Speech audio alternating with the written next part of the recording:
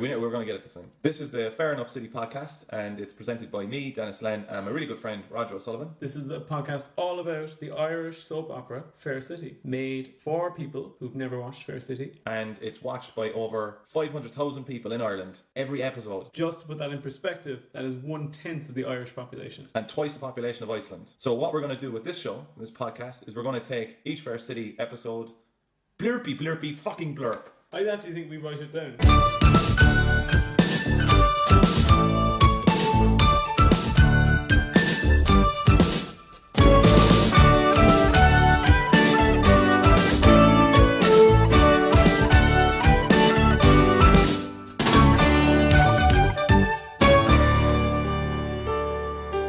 Yeah, because if you plug headphones into our microphone, it's like one of those spy hearing kits you get when you're a kid and you think you're going to be really cool, but they don't work at all. But you realise that you're just creating a life of a pervert for yourself, is all you're doing. What's wrong with... Spying on your family audio equipment? Yeah. Everything, Roger. Everything? Everything is wrong with it. You think I should stop now? Those, do you remember when those watches came out and stuff? They had recorders and stuff on them. Yeah. You could get all spy stuff, and it was all very innocent. What was the story with that? For a while, they really wanted to make kids into spies. Welcome to episode 9 of the Fair Enough City podcast. You all excited, guys? That's 9 weeks of top quality content that we've been pumping in and out of the Irish audiences. Very nice. Yeah. So what's been happening in your life this week, Raj? Sorry, I have to say now, based on what you just said there, that before we started recording this, you said let's try and make this one a bit cleaner. No, that's not what I said. I said we're not going to swear. So I haven't swore yet. But you're allowed to use very suggestive... No, that's the way you interpreted it. Like it's a two-way relationship between us and the audience. We pump them, they pump us. That's the way it is. But I'm not swearing. And, you know, if you want to interpret it that way, that's up to you. Do you know how many Google News pages there are? Do you know how far you can go back? No. 27 pages. Because I went looking for Fair City News. And what's the oldest story in the news? It doesn't go back that far. You have to search. Go on. You said there were 27 pages. What's the oldest in those 27 it's like pages? 2018. A mix of 2018, 2017, whatever. A lot of Fair City News, though, is there? A lot of Fair City News. There's actually some Fair City News that I actually just can't read out. But if you want to read about some of those characters, go for it. No, Roger, when I said I can't read it out, right, that doesn't mean you can Google it and read it out either. It's the same thing. Why not? But just don't find it out. Because you'll say it eventually in over 2 hours. I won't say it. It's libelous, we can't say it. Really? Yeah. Is it somebody being, accused No, I'm not getting into it. It's not happening. I can't This wait. is a fun Fair City thing, and we don't want to get into any crap. And we don't talk about the actors, remember? Okay, yeah. I've never talked about any of the actors. I was under the impression that I had actually got stuff to talk about before this. I do have stuff to talk about before this. Do you know the theme of Fair City is called the Fair City Waltz? Really? It's in the BBC archives. Did you listen to that? I couldn't actually listen to the full thing. I was looking to see if... Because the Fair City had another theme tune. What we're currently listening to as our Fair City theme tune is a remix of the original Fair City theme tune. That's been redone and modernised and done with instruments instead of electronic instruments. But in between that, for a period in the early 2000s, they had a different theme, and that theme, from recalling it in my head, that would be in waltz timing. But this theme definitely is not in waltz timing. So so it was originally a waltz. So there you go. Well, no. The weirdest thing about that is that the original one isn't a waltz either. It's the middle one they only had for But it's called the Fair City Waltz. Yeah, but I think that created by Adam Lynch and Hugh Drum. What I'm saying is that I'm just saying. Look, maybe they called it the Fair City Waltz because it wasn't a waltz. Maybe it's called the Fair City Not Waltz. Fine, yeah. Welcome to the Not Fair Enough City podcast with Not Dennis and Not Roger. Here, I'm gambling, man. I don't care. You better hope I don't say this. It's a win for me, even if I'm wrong. You hope I don't say this libelous stuff. No, I really don't. Going back to what you were saying before, in yesteryear of podcasts, about how you're meant to make a middle of the road theme song so it can match whatever mood you're ending the episode on. Yeah. Right. Well, and you. What? What? What's happening? I found the news. Yeah, you can't read it. So just forget about it. Anyone else who wants to Google it, it's fairly easy. Just go back about 25 pages. So it's on page 15. They were asked to come up with a piece of music, right? Yeah. the two boys, that would be easy on the ear, have a certain warmth, conjure up a feeling of Dublin, and manage to reflect the mood of the programme. Now, do you think that reflects guns and paedophilia and... Yeah. Yeah? This is the one that I think is... Oh, we're going back to this point again.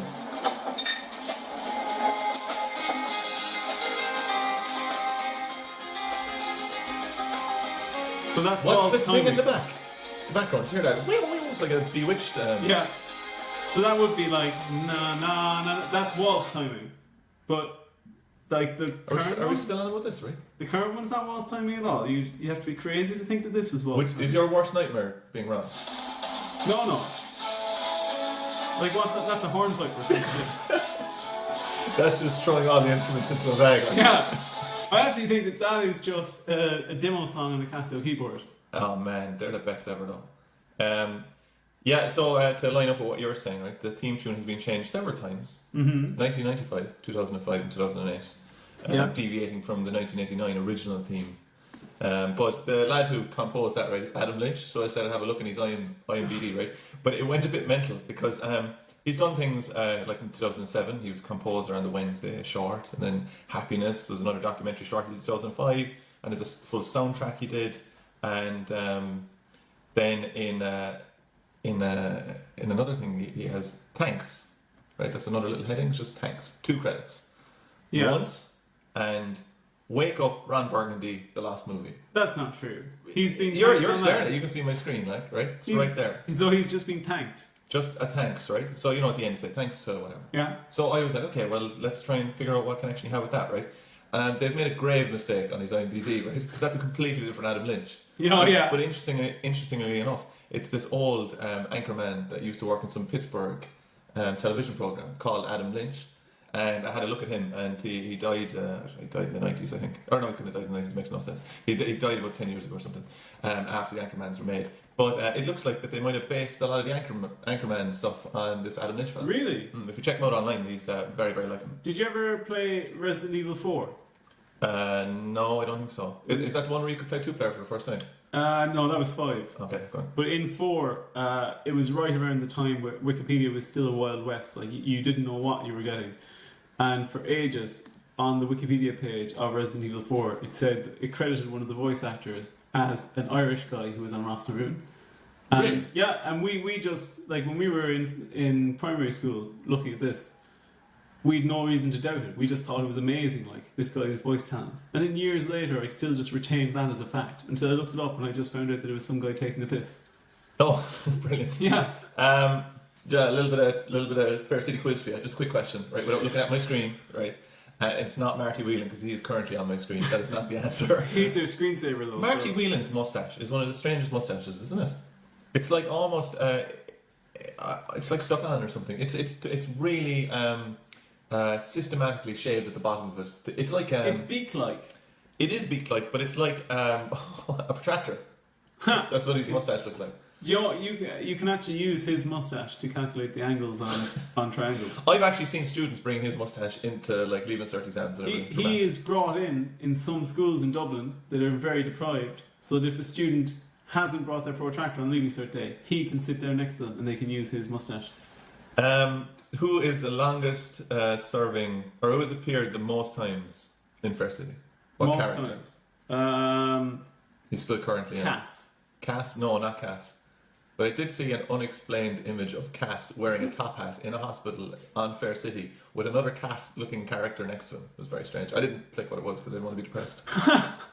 No, it is our man Ray O'Connell. Oh! He's featured. Did you know it? That was going to be my second guess. That was going to be my second guess. What was my third guess? The Burn.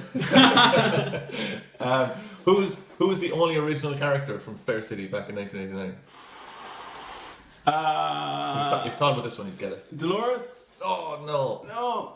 Bella? It's actually surprising because it's not anywhere near the oldest character currently in it. Carol?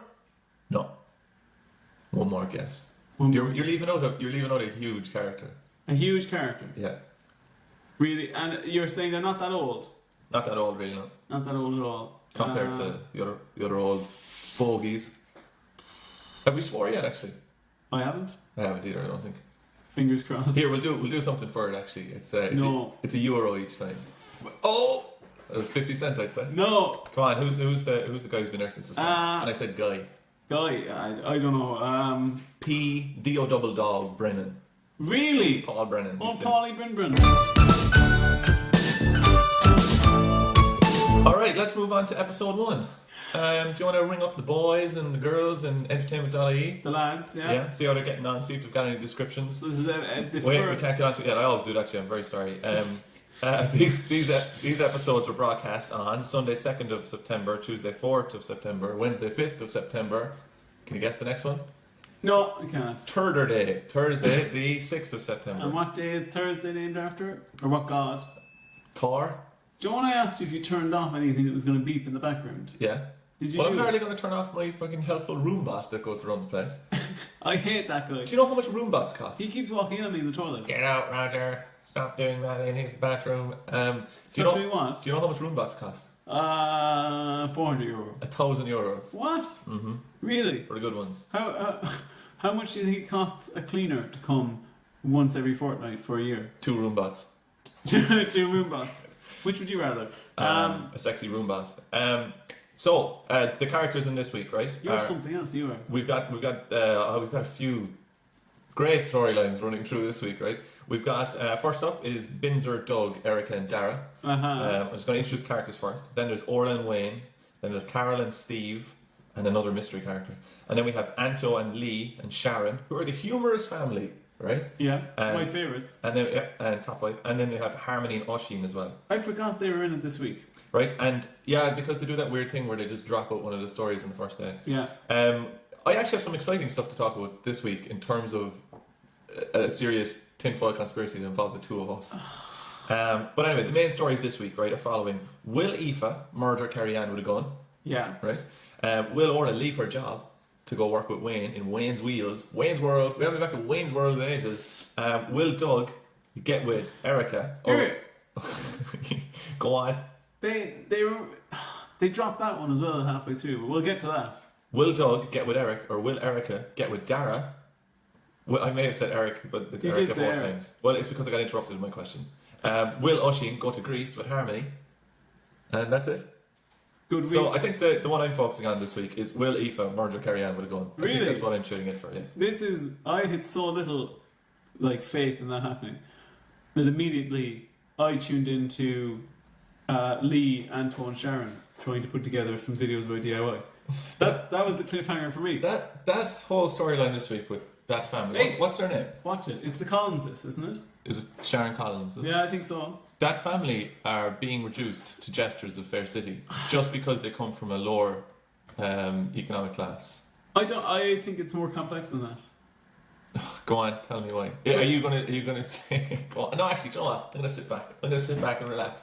Why is it more complex? Because they are eliciting humour, but Lee, their son, he's the only guy doing anything interesting. He's doing the kind of interesting business idea that Wayne and Orla are dreaming of figuring out. The app that he's going to make, we'll get into it later, but it's actually a good idea for an app. But how is that more complex than just being the butt of all the jokes in Fair City? Because he's not the butt of any jokes. And yeah, but he's ashamed of his family. No, everyone's ashamed of their family.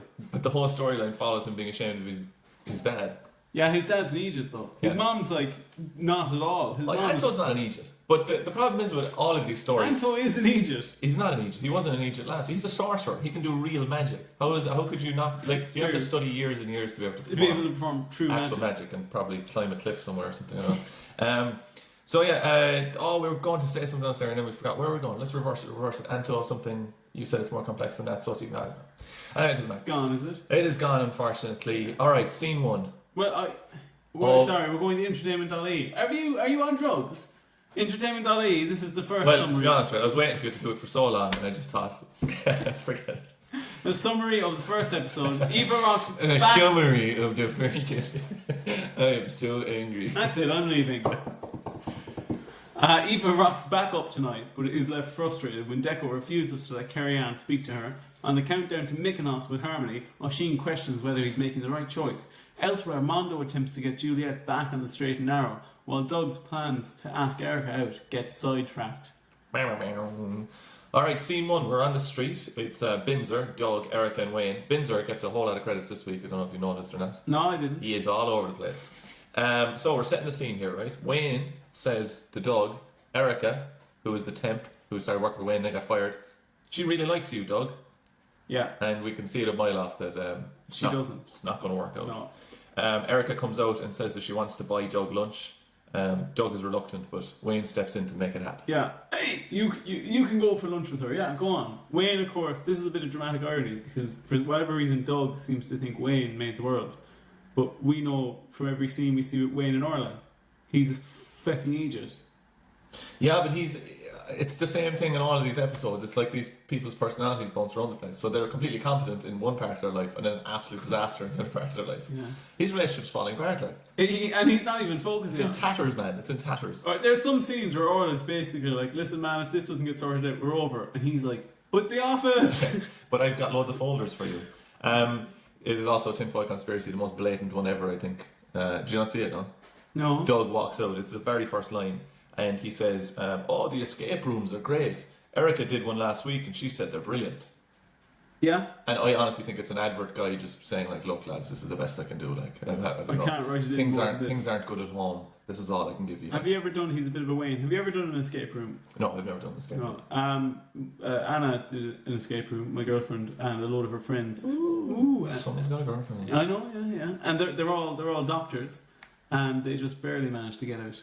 So that tells you everything you need to know about how tough they are. They'd probably need about 4 consultants before they'd lift a finger. Huh? Oh! No, they all work in the public system. Fucking doctors. There's no consultants in that. Well, there's no incentive to bring in additional consultants because they get paid. They don't get paid. But are there pro consultants rata. in there? Yeah, there are. Oh, okay, cool. Just fact checking, that's all. Just fact checking. We're in the supermarket. It's scene 2. Carl and Aoife. Carl tells Aoife that stalking Carrie Ann is going to solve nothing, which is pretty good advice. I noticed as well, right, that these two scenes is like all the characters, not the actors, the actual characters are on a lunch break. Oh yeah. Like, I would say so. as far as we're concerned, right, this is the big thing now. It's going to set up the whole week. What are you holding on to at this stage that's going to happen? Oh, I'm wondering what pasta meal deals are they going to buy in the unnamed shop? Someone does get a pasta meal deal at some stage. I think they do, yeah. We're still stuck in the shop, and Sharon, Haley, and Harmony, if you want to take this one. Oh really? Oh thanks. Yeah, sure. Because it's a cracker. Sharon. Actually, do you know what? From now on, since these are your fam, you need to. Are you dying? I'm dying. Yeah. It's only scene 2. Sharon and Haley, they're buying stuff, and Harmony arrives in. Sharon, oh great, your phone's on as well, is it? Yeah. No, that's the room bot. He's back in. Oh yeah. He found something in the bathroom you left in there. You'll need a consultant in a while now, I'll tell you that You much. need to call the guards. Shut up, room bot. That's your own stuff. Sharon is upset, clearly going to miss her daughter. Harmony was 6 when she first ran away. We find out a cute story about her running away to the circus. She leaves a note saying I ran away to the circus and comes back immediately. Did you get the quote from this? No, what's the quote? Sharon tells her that story, like, I'm going to actually have to turn off that dishwasher after this. You'll have to take scene 3. The room bot, is it? I mean the room bot, yeah. Feed me. She says that Harmony ran away when she was 6, and then she goes, "We found you in the neighbour's garden washing a dog, is it? washing a dog. You got distracted."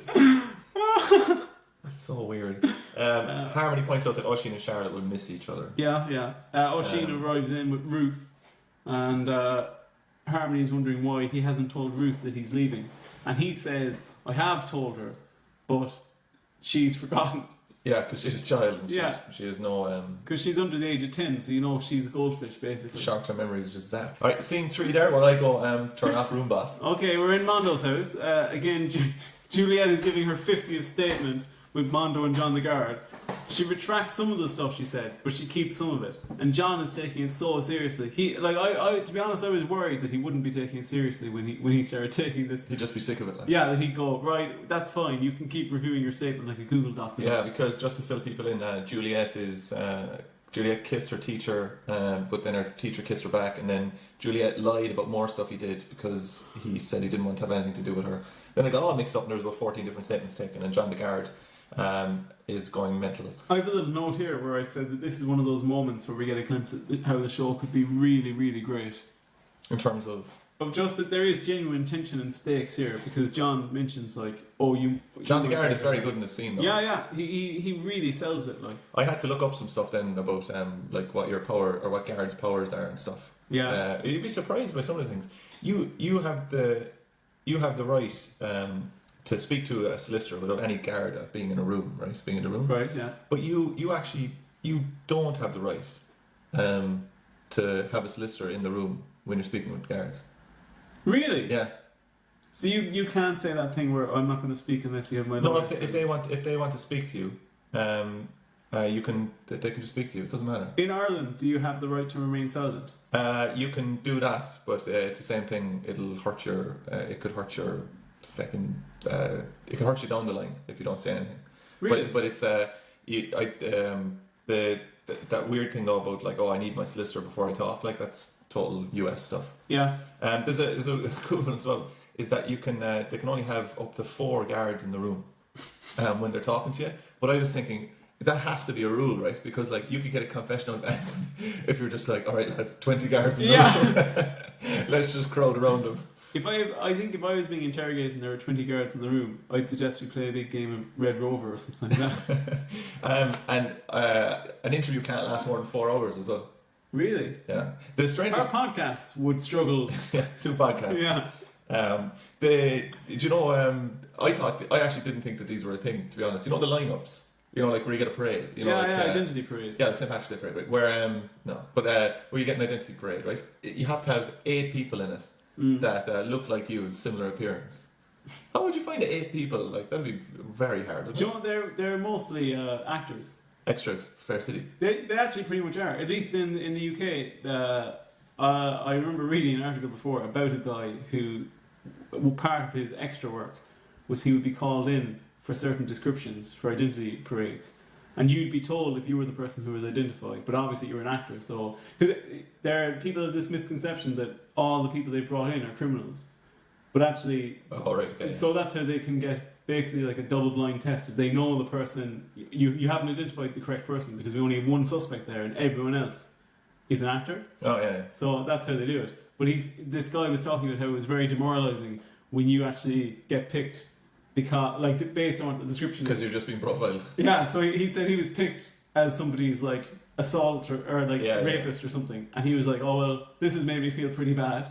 One of the kind of hilarious things about guards is that they can't enter your home usually, right, unless they have a warrant. Is this like a vampire, is it? But they can enter your home if they're chasing you. Really? Which I just think is hilarious. So if you just stop right before you get into your house and just casually walk in, and then they can't come in.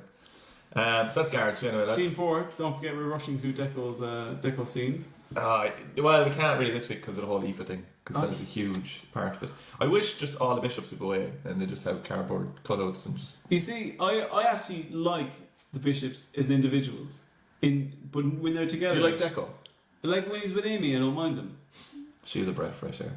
Scene 4, Deco's house. Deco, Carol and Charlotte.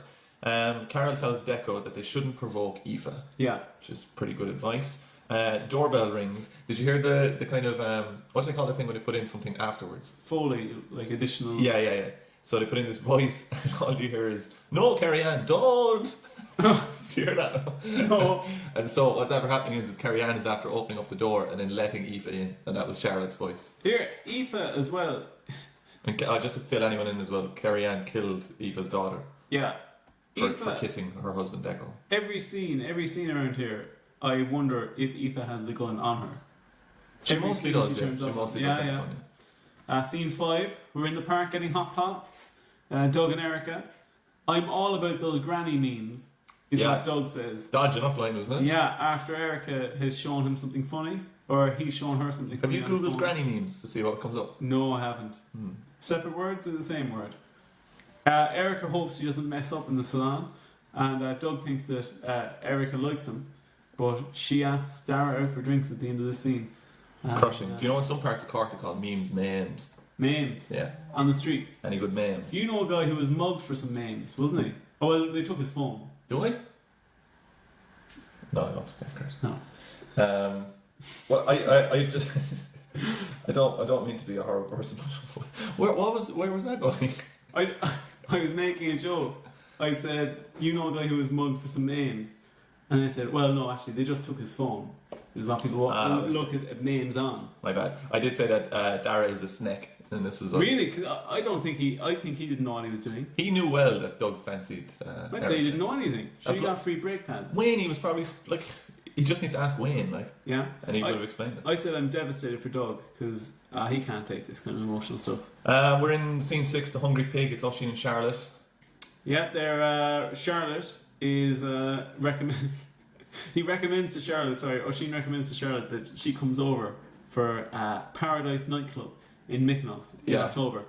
I assume you've looked it up. Of course I have. It does exist. If you're interested at all, it's 4.5 on TripAdvisor, and one review does state to check which DJ is playing first because some of them are god awful. Well, great minds think alike, because I also looked up a review, and here it is: Paradise nightclub in Mykonos.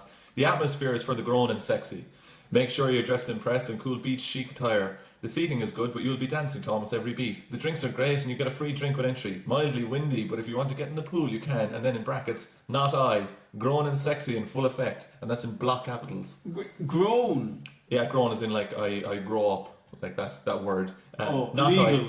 How are we going to get on anything else with that kind of chatter? Like, Charlotte asks him for a drink and says lots of signally things. Signally things. That's what I wrote down. What's the signally thing? She's kind of like, she's a bit, maybe. Oh well. She's a bit of a nudie ned. A flirt. She's a bit of a granny meme. She's a bit of a granny meme. Scene 7, we're in the dolphin pod. Dolphin pod's getting a lot of How did you get time. this scene? This scene is so small. Are you lucky? What do you mean you lucky? Did you not see it? Nothing happens in this scene. It's so boring. It's very important to the whole storyline. Aoife just gets a text, doesn't she? Gets a text from Carrie-Anne that she'll meet her later if she's around, kind of behind Deco's back. And then Aoife smiles at the thought of murdering Carrie-Anne with a gun. Yeah. Pretty much. Scene 8, we're in Blue Space Land. The health centre, as I call it. Harmony and Haley are there waiting for Harmony to book flights. Oisin comes over, dying to tell Harmony he can't really go. But he's on the verge of tears, kind of. He's a bit...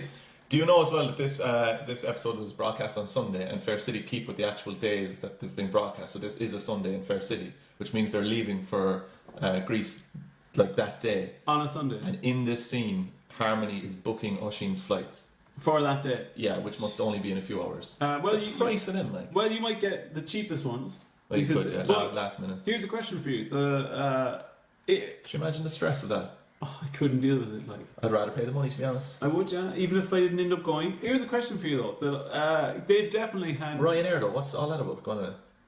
Come on now. Off the topical stuff. Aer Lingus, ooh. Go on.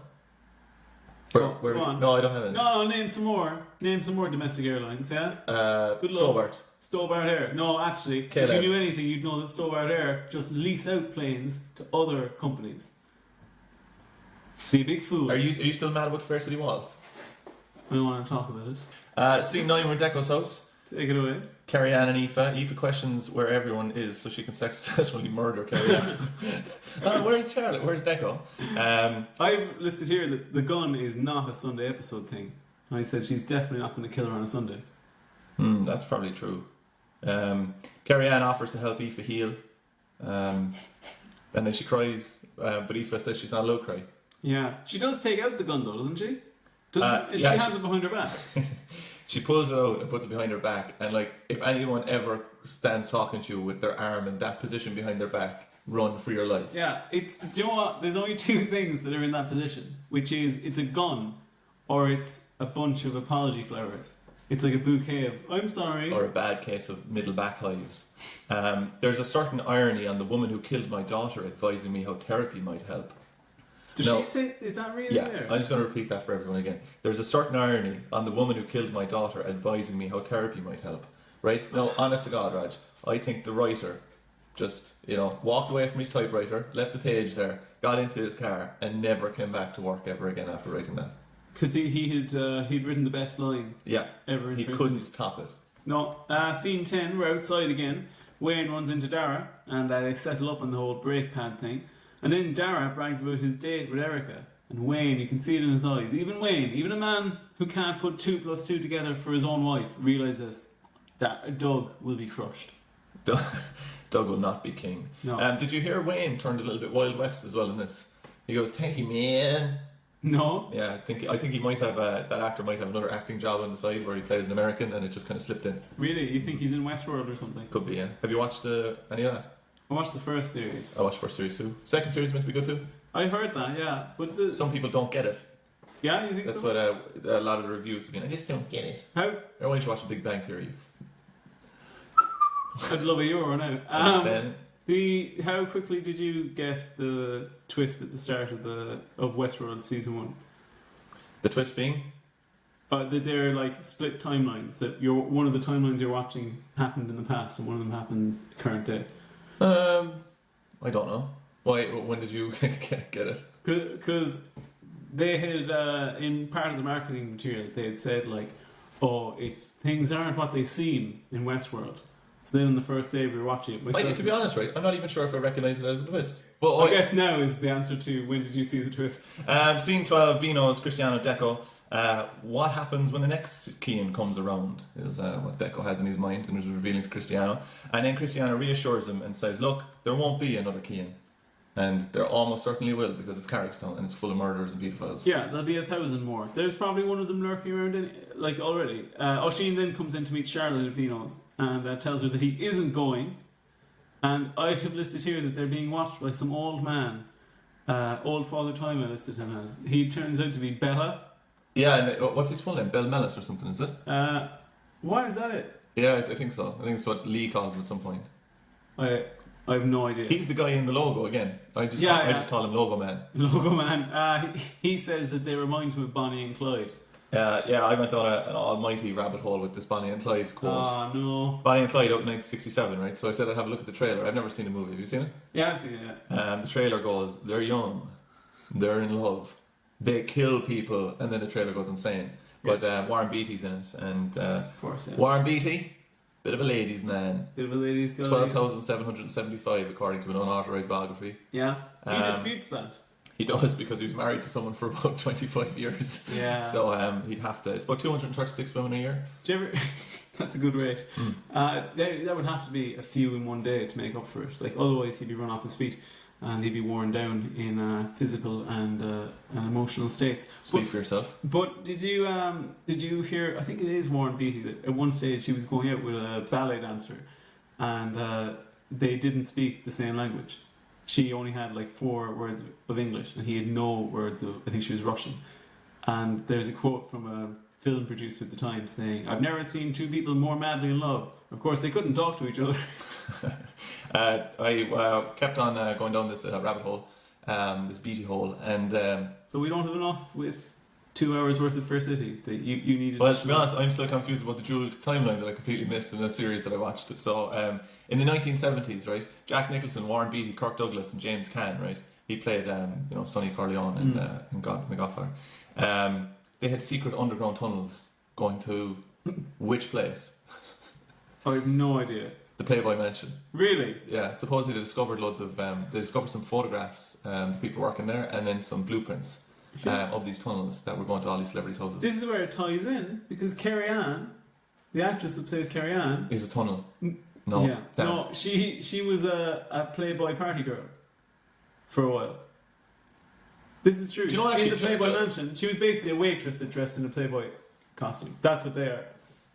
So actually located in the Playboy Mansion, not like in, Dicey's in Dublin. Like. No, properly in the Playboy Mansion. Good for her. James Caan had this great quote about this time of his life. So he said, Hef, referring to someone, I don't know, someone in charge of the Playboy Mansion maybe. Hef didn't want me to leave because I guess I brought a lot of levity to the place. Back then it was the greatest nightclub in the world. It got to the point where I thought, why don't I just commit suicide? Because it ain't going to get any better than this. If you want to check out the best gunfight, right, other than the gunfight in Heat, watch Thief with James Caan in it. It's directed by the same guy who directed Heat, Michael Mann. There's a gunfight right at the end, but I wouldn't recommend watching the movie. I liked it. Yeah. But there's actually a very sexual opening scene where he's drilling into a safe, and it's just it's filmed in the weirdest way possible. But there's an unbelievable gunfight in that. And then if you want to watch the best gunfight, and probably one of the best films ever, watch Heat. Yeah? Have you seen Heat? I have. Oh. Do you think it's a bit long? No, it should be longer, man. Yeah. Oh, I can't believe you said 3 hours isn't... Of all the things that we've said in this podcast that have pissed me off, that's at the top of the list. Heat being 3 hours long is a bit much. Oh my god, no, it's the best thing ever. Do you know the first time I watched Heat? It was on TV3 on a Saturday. I'm sorry, I think you mean Virgin Media 1. Of course, yeah. It was TV3 at that time, and it was because they had to have breaks for ads and break for the news. It was 5 hours long. Broke for the news. That's brilliant. 5 hours long. Do you know what Val Kilmer gets away in that movie? He just gets away, is it? He just gets into a car and drives away. Is he not shot? No, he just drives away. Yeah. Yeah, nothing happens to him. He just goes away. Do you know what Val Kilmer is? Val Kilmer is Bob Kane, the guy who created Batman. Said to his mind, Val Kilmer was the ultimate Batman. What a fuck. Oh no! I didn't get there. I did not get there. Come on, you all can't right, do okay, this. what we're going to do now, right? This is the future, right? Okay. I am now playing what you just said. What a fuck. I think that's a euro. No, I think they're going to agree it's a euro. No, it's not a euro. It's not a euro. But what? That's what you get for Heat. Though, What saying a Heat. fool. A fool. Fool. I pity the. Oh my god! I think we're doing a Fair City podcast. Oh no. Scene 13, Deco's house. Juliet's playing with the baby. I have Jane written down here. Juliet, Cristiano, Carrie-Anne Mondo. Juliet really likes the baby. I'm just picturing Jane being in the scene. Oh yeah, Jane's love person. Oh, Cristiano gets what am I doing here? I hate everyone. Cristiano gets the baby a dress. Juliet offers the babysit, which might be useless. The doorbell rings. Everyone leaves. Aoife comes in, and Dolores comes in and asks about Aoife and says, "Carrie-Anne, keep your distance with her." Yeah. There you go. Scene 13. We're in the dolphin pod. Aoife arrives in and sees Deco and says, "What now?" Deco says he's not there for her. And I have listed here, he is likely there for Amy. Aoife is down on the bishops too, a bit like myself. I've had a bit too much of them. This is just a lot of editorialising. This is an article in the back of the Examiner or something. Yeah, and Deco, there are a few choice quotes here. Deco says, "Whatever you're back for won't help." And Aoife says, "I disagree. I think it will help enormously." And Deco stares at the camera and says, "What does that mean?" And then Amy Does he really arrives. say that? He does, yeah. He stares into the... Yeah, and he goes, "What does that mean?" And then Amy arrives and he's distracted. Do you know, have you seen Animal House? No, I haven't. That's actually worse than the Heat thing. But in Animal House, your man Belushi is up on a ladder. Yeah. And he's looking in, and there's no, it's dated, alright. It's a dated movie, and he's looking in at. I shouldn't be talking about this, but no. well, look, it's out there, you know. It's but he's looking in, and there's girls having a pillow fight or some crack inside there, right, at a college party or something. And he looks in, and then he turns to the camera and he nods to acknowledge the audience. You know, Animal House, I only found this out recently. It's actually a pastiche of earlier movies. Just loads of made up. Or made up of loads of them is what I'm trying to say. Yeah, I didn't know that. It's like, because I think that there were Animal House is from when? The 70s or the 80s? Posters over there, there's no date. But it's actually a pastiche of 1960s movies about being in in fraternities and stuff like that. So even for then, it's based off of things that were happening in movies when you could just openly just attack do whatever you want. Yeah. I don't think any women get attacked in it. Do you know what's a really strange? That's the Bechdel test now. Do you know no women get attacked. That was it back then. Yeah. Do you know what's that film? Attack of the Nerds? Is it Revenge of the Nerds? A woman gets properly raped in it. Yeah, that scene inside it's like a House of Mirrors or whatever. Yeah. Man, that's crazy. No, that actually, it's way more like for someone who hasn't seen it. It's not as like overtly. It's way more sinister than we're actually making it sound. It's not like someone attacks this girl inside in a House of Mirrors. He pretends to be someone else that she knows that she would be willing to have sex with, so she can have sex with her. And then there's like a celebration afterwards that they basically tricked her into having sex. Yeah, there's actually a Roald Dahl book called Switch Bitch. This is true, and it's... Is that a... No, because I'm referencing a... Is that an old Euro? No way. I'm referencing a title of a work of literature. An old Yuri boy? Roald Dahl actually wrote really, I think, sexually explicit books for adults as well as his kids' books. And this book is about two men who decide they're going to swap wives without telling their wives. And basically the big That was a program on ITV there. yeah. But the big joke. I think they're next door neighbours, and the big joke is that they just prepare for sex and they turn off the light and they run into each other's bedrooms. And one of the guys says about how he basically always ejaculates too quickly, and the other one always lasts too long. And when they swap back and turn on the lights when they've got back with their respective partners, the joke is that the wife who's now slept with the guy who's only taken 2 seconds said, "Oh, that was the best of my life," implying that she's always hated having sex with her husband. And the other one says, "Oh, that was fantastic," also implying she's always been unfulfilled with her wife. So the lads, by sexually assaulting all those people, they get their comeuppance in the end. They do. In a light-hearted way. Yeah. Light-hearted. On to the last scene, because we really are going to be caught for time. We're in the dolphin pod. Don't worry, right? It's the first episode of the week. Nothing happens, right? Oisin decides not to go. That's pretty much it. We're in the dolphin pod. Aoife rings Carrie Ann and says that she wants to talk. Which, this sounds like a scene about 6 scenes ago, but it's the same thing. Yeah. Aoife wants to meet her at the dolphin pod, presumably so she can murder her. And she has a gun in her bag and a picture of her daughter. Oh yeah, I have listed here. Is that how you store guns? Next to photographs of deceased relatives. It's just a handy way to have your motive in there when the guards find your handbag. I've got a really well, you're going to ask me all your questions about the episode now. I'm going to make you do your homework, but go on. What do you want to say? I was going to say I've got a great idea for the next episode. Go on. We do, for the next 3 we do laps. Laps? Where we see how quickly we can get through the episode. I'll time it, and then we'll try and beat that with a PB for the next episode. Do you know what this is? This is like getting a child to try and clean up faster. That's what it's doing. No, I'm it's not being tricked. No, it's not that at all. It'll be fun. It'll be fun for the people at home. The Roombot is doing all he needs. We can do. You can time it. I will time it, and I'll try and slow it down as much as possible. All right, so that is episode 1 of this week. What a riveting episode.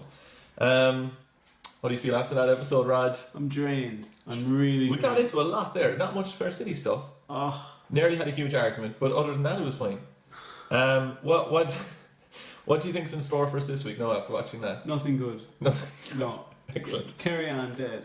You're like a bold young fella. Get up for a mass. Do you think that your mental health? I can probably answer this one myself. It was severely damaged. Severely. Why so? I just can't take these repeating scenes over and over again. They're very bad for the same scenes. I really think we need the Carrie Ann story to end. They've distilled the feeling of a Sunday into an episode that they put out on a Sunday. Do you ever get into like a very embarrassing situation and you get like kind of a heat on your shoulders and back? That's what I get when I watch these now. Yeah. Oh, it's not that I'm embarrassed, it's just that I'm like, I can't believe that I'm watching this. we've talked ourselves into doing this. But I love it. I really love it. That was all any jokes. You're a bold child today, Roger. I'm dying. We're on to episode 2, which was broadcast on Tuesday, September 4th, 2018. Do a jog up to entertainment.ie there. I'm with the lads now, and they're telling me Orla gets cold feet on her last day in McCoy's. And in first place is... While Lee chases an impossible deadline for his new venture, elsewhere, Aoife jeopardises her plans when she loses her temper, while Yates and Carol are confronted by an unwelcome visitor coming in last.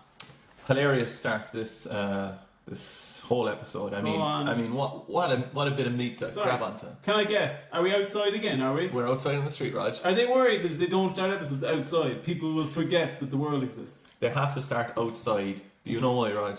Because they have to show the front of the supermarket and they have to show the signs of the supermarket because that's in the contract for their sponsorship. It's Orla and Wayne. This scene basically revolves around Orla's last day being today in McCoy's, and she's now going to work for Wayne. In Wayne's World, Jackie comes out and she basically questions something about, oh, Orla's going to work for you now, Wayne. Didn't know she was into cars. And then Wayne goes, Orla into cars? That's hilarious. Have a laugh. Right, but it was something great with this. No, Raj, you have to promise me, right? If you know anything about what I'm about to talk about, you can't add on to it. Okay. Right? You can't read that either. Okay, go. So Jackie brings up this woman who's an author called Jilly Cooper, and she goes, I'd love to be on a sun lounger somewhere, tucking into a nice Jilly Cooper book, right? I Google, oh, who's Jilly Cooper or whatever, right? She has some very, very twisted opinions. She was quoted as saying this, that she suggests that married men are so terrified of women these days that they want gay affairs. Okay. Yeah, it's pretty level-headed. Yeah. And delicate issue, and I'm not making fun of this, but one of the weirdest things she says is that many rape cases are actually just put down to bad sex. Oh, okay. So I'm not sure. Like maybe go with like Sheila Flanagan or something on your next quote there, Fair City. Can I just say something? Mm-hmm. That you bring all this stuff like a cat just bring dead mice to the door. Yeah, with no and then ears. I'll say something mildly like, I don't know, mildly litigious, and you'll blow up at me. Well, no, that's all true. Like, but you'll say something like, I'll say, next up we have. Actually, I'm not going to, because I'll only do myself in. I nearly walked into that one, didn't I? Scene 2. Oh, hang on, Jackie said. Nearly sold me up the river again. Jackie says here, she goes, I didn't know you were into cars, I wouldn't know one in from the other. And I hate lines like that, because you would. You would. Jackie, if you don't know one in from a car from another, you need to have a sit down. It reminds me of that Alan Partridge quote. I'm in the boot. Go on. Where he says, Len, you can't buy a car off of this guy. It could be 2 front ends welded together. Oh, do you want to hear something dark? I'll tell you. There was I was reading all about these stories of people suffocating in tight spaces and dying. Oh god! Right. One guy died in a gym mat that was rolled together. Gymnasium. Jeez, he used to store his shoes in there, and they're about 6 foot high. And so he went in to reach in and get his shoes in the bottom of it, and he just slid into it and got stuck in there, and he suffocated because when you're pointing downwards, your heart gets put under serious pressure because it's trying to pump your blood around again. Mm-hmm. Right? Death number 2. A guy goes into why are you laughing? He's a guy being found in a gym mat. But he was like, I know. just recently enough. But I like to imagine they put the gym mat out and then realise, hey, something wrong with this gym mat. Do you remember there, 2 minutes ago, you asked why you can't bring up delicate stuff? That's why. But where I was going with that was we're talking about cars, and there was some poor young fella who he reached into the boot, and the seats collapsed on him, and he got stuck in there. And he managed to ring the emergency services using some emergency thing on his phone, and just managed to do it. And he got into emergency services. He described the car, where he was, and all, or he described that he was in the car park and he was stuck, and please help. A patrol car came along, went around the car park, never got out. He rang back the emergency 911 dispatchers again. He gave them the description of the car. He said where exactly he was and that he was going to die if they didn't turn up. Yeah. And the emergency dispatcher thought it was a prank and never passed on the stuff to the guards. What happened to them? Nothing. Bonus slash. There's some weird thing. I think it's state by state over there, but they don't. There's something like they don't have to treat everything as an emergency. Yeah. So I don't know. They're meant to be horrific jobs, being call dispatchers, because they're basically paid minimum wage, and they're dealing with horrific stuff. Yeah. And they get no counselling or anything. Do they not? No, it depends on, like you said, like state by state. Yeah, 'cause some of them are outsourced.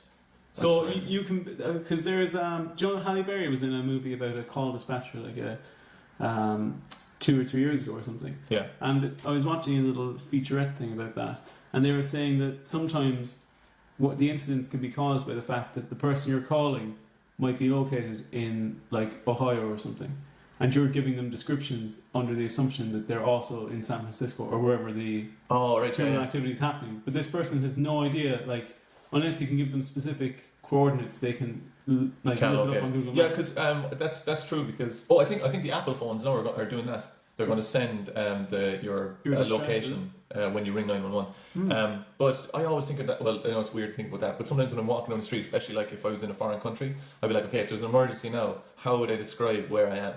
It's pretty difficult. Like if someone doesn't know this, like the area you're around. My friend used to work for customer service, do customer service for a hotel booking company for a chain of hotels in Central Europe, and they got a call once. They did the English language customer service for this phone company, and they got a call once from a person with how they described it as the thickest Cork accent of all time, and they happened to be based in Cork taking these calls, and the person said to them like, I'm here now at whatever hotel in Holland, and they're telling me I'm not booked at all.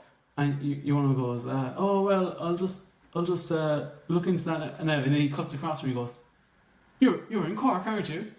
And she's like, yeah, I am. He goes, oh, for Christ's sake, I'm ringing Irish people are no good at stuff like that. And he starts staring her apart on the phone. Oh, that's some fantastic Irish confidence there. Well, Roger, we made it to scene 2, man. Yeah, and do you want to know how many minutes that was? No. Yeah. We're in a lunch place. Did you get? Where is this? Where's? Is this not in Vino's, no? Come on. You're telling me an anecdote about. Let's get through this. Scene 2, we're in a lunch place. Vino's, aren't we? It was a weird angle. I couldn't recognise the table. The reason why I thought it was Vino's was because... It might be Bruisers. Oh, it could have been. I thought the music was kind of Mediterranean. It's Lee, Anto and Sharon, and Lee is making a series of adverts or something, is it? A series of marketing videos? No. What he's doing is he's making an app that is going to show DIY how-to videos. And, and he's talking about how he's trying to get investment for his app company. And this was one of the ideas that they went with. And then they said, oh yeah, well, you have to give us some promo videos of what would be the videos in that app. There just seems to be investors just hanging around with money in Carrickstone, isn't there? But yeah, well, you know, it's like you have Wayne, you have Dolores, Paul Brennan, Huey, Carol. Sure, every second person is a business person. Well, they have to be. Anto, poor old Anto, offers a big camera to Lee. Yeah. But Lee thinks he's an idiot, so he refuses. And then Sharon offers their house as a filming location, and Lee snaps it up. There, did you see what Lee was wearing? I didn't. He's wearing a Dragon Ball Z t-shirt. Was he? I was never a Dragon Ball Z person. Yeah, Lee shouldn't be either, really. He doesn't strike me as somebody who would be wearing a Dragon Ball Z t-shirt. You jump to awful conclusions on people based on their appearances. Well, no, I just mean he's an adult. You hate Deco, like? Oh. You hate him? I don't hate Deco. Listen, I've had a bit too much of him. I've had too much to drink. Yeah. It's 5-3. We're in Carol's house. It's Wayne, Carol, and Steve the detective, who has about 15 other names. Wayne and Carol are doing a deal to buy a car or something, buy a new taxi. Do you know how much they're trying to get off the car? 10 grand? No, 7 grand. And she says, tell them 10 grand and then compromise to 7 grand. Fantastic. How could you who haggles 7 grand off of an item? Wayne does, right? Wayne and Carol.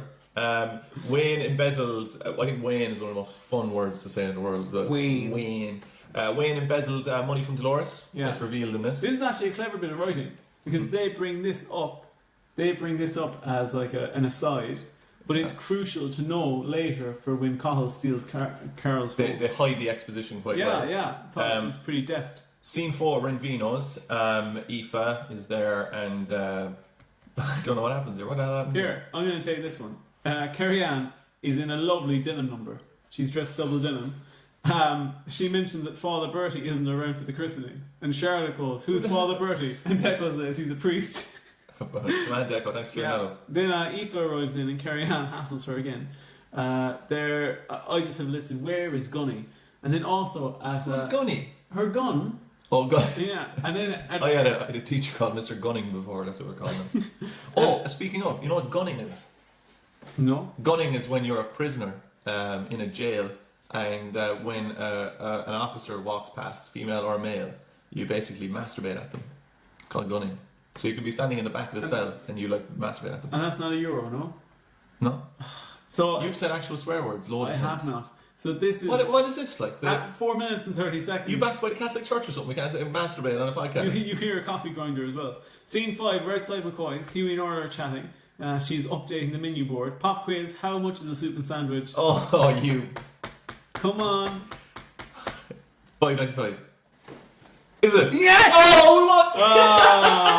That is unbelievable. But that's kind of sad, don't you think? Why? That you were able to remember that. Orla is prepping everything before she leaves. And Jane is being her typical self. You made me feel good then, terrible.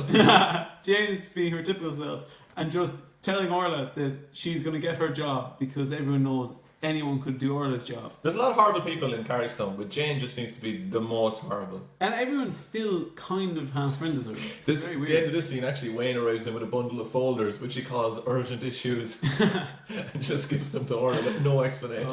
We're in scene 6 now in The Hungry Pig, where I've listed here that Carrie-Anne has taken off her denim jacket. It's gone. I love this scene. But I have a theory about why she doesn't have the denim jacket on anymore. Because Charlotte arrives in, and Charlotte is now wearing all denim. So I think that the Denim costume clash. realised we can't have this. Like this, we Do you think can't. it's the same denim jacket? Yeah, I'd say they just swapped.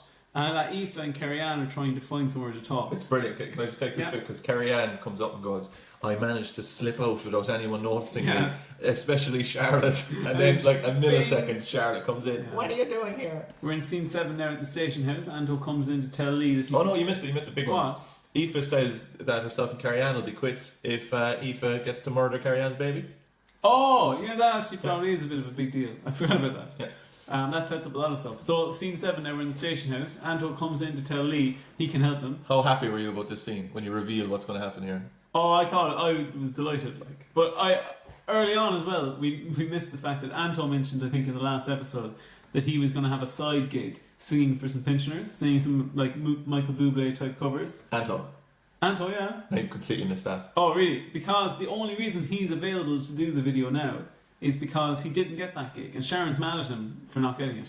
But Anto offers to present the DIY videos. Lee says, nah, that's grand. I want Pete to do them. At this point, I actually have listed here, great choice. Pete is Dolores' husband. He's famed for his warm hugs. Yeah. And he's actually good at DIY. Like, they've set that up in the... It's his profession. He's the boss of the building company. And he seems like he worked his way up. Carol and Nora are chatting about Carol's new car. Nora offers to take Jack. And Steve has got some disciplinary hearing that we don't know about. Yeah. Eric... Cahill walks in. I said the actor's name there. Eric Lawler is the actor's name. He's a comedian, so that's how I got a bit confused as I was watching this. But he walks in. I didn't understand anything about this exchange, to be honest, because the actors are just talking in code about stuff that's happened, but we don't know what the stuff is.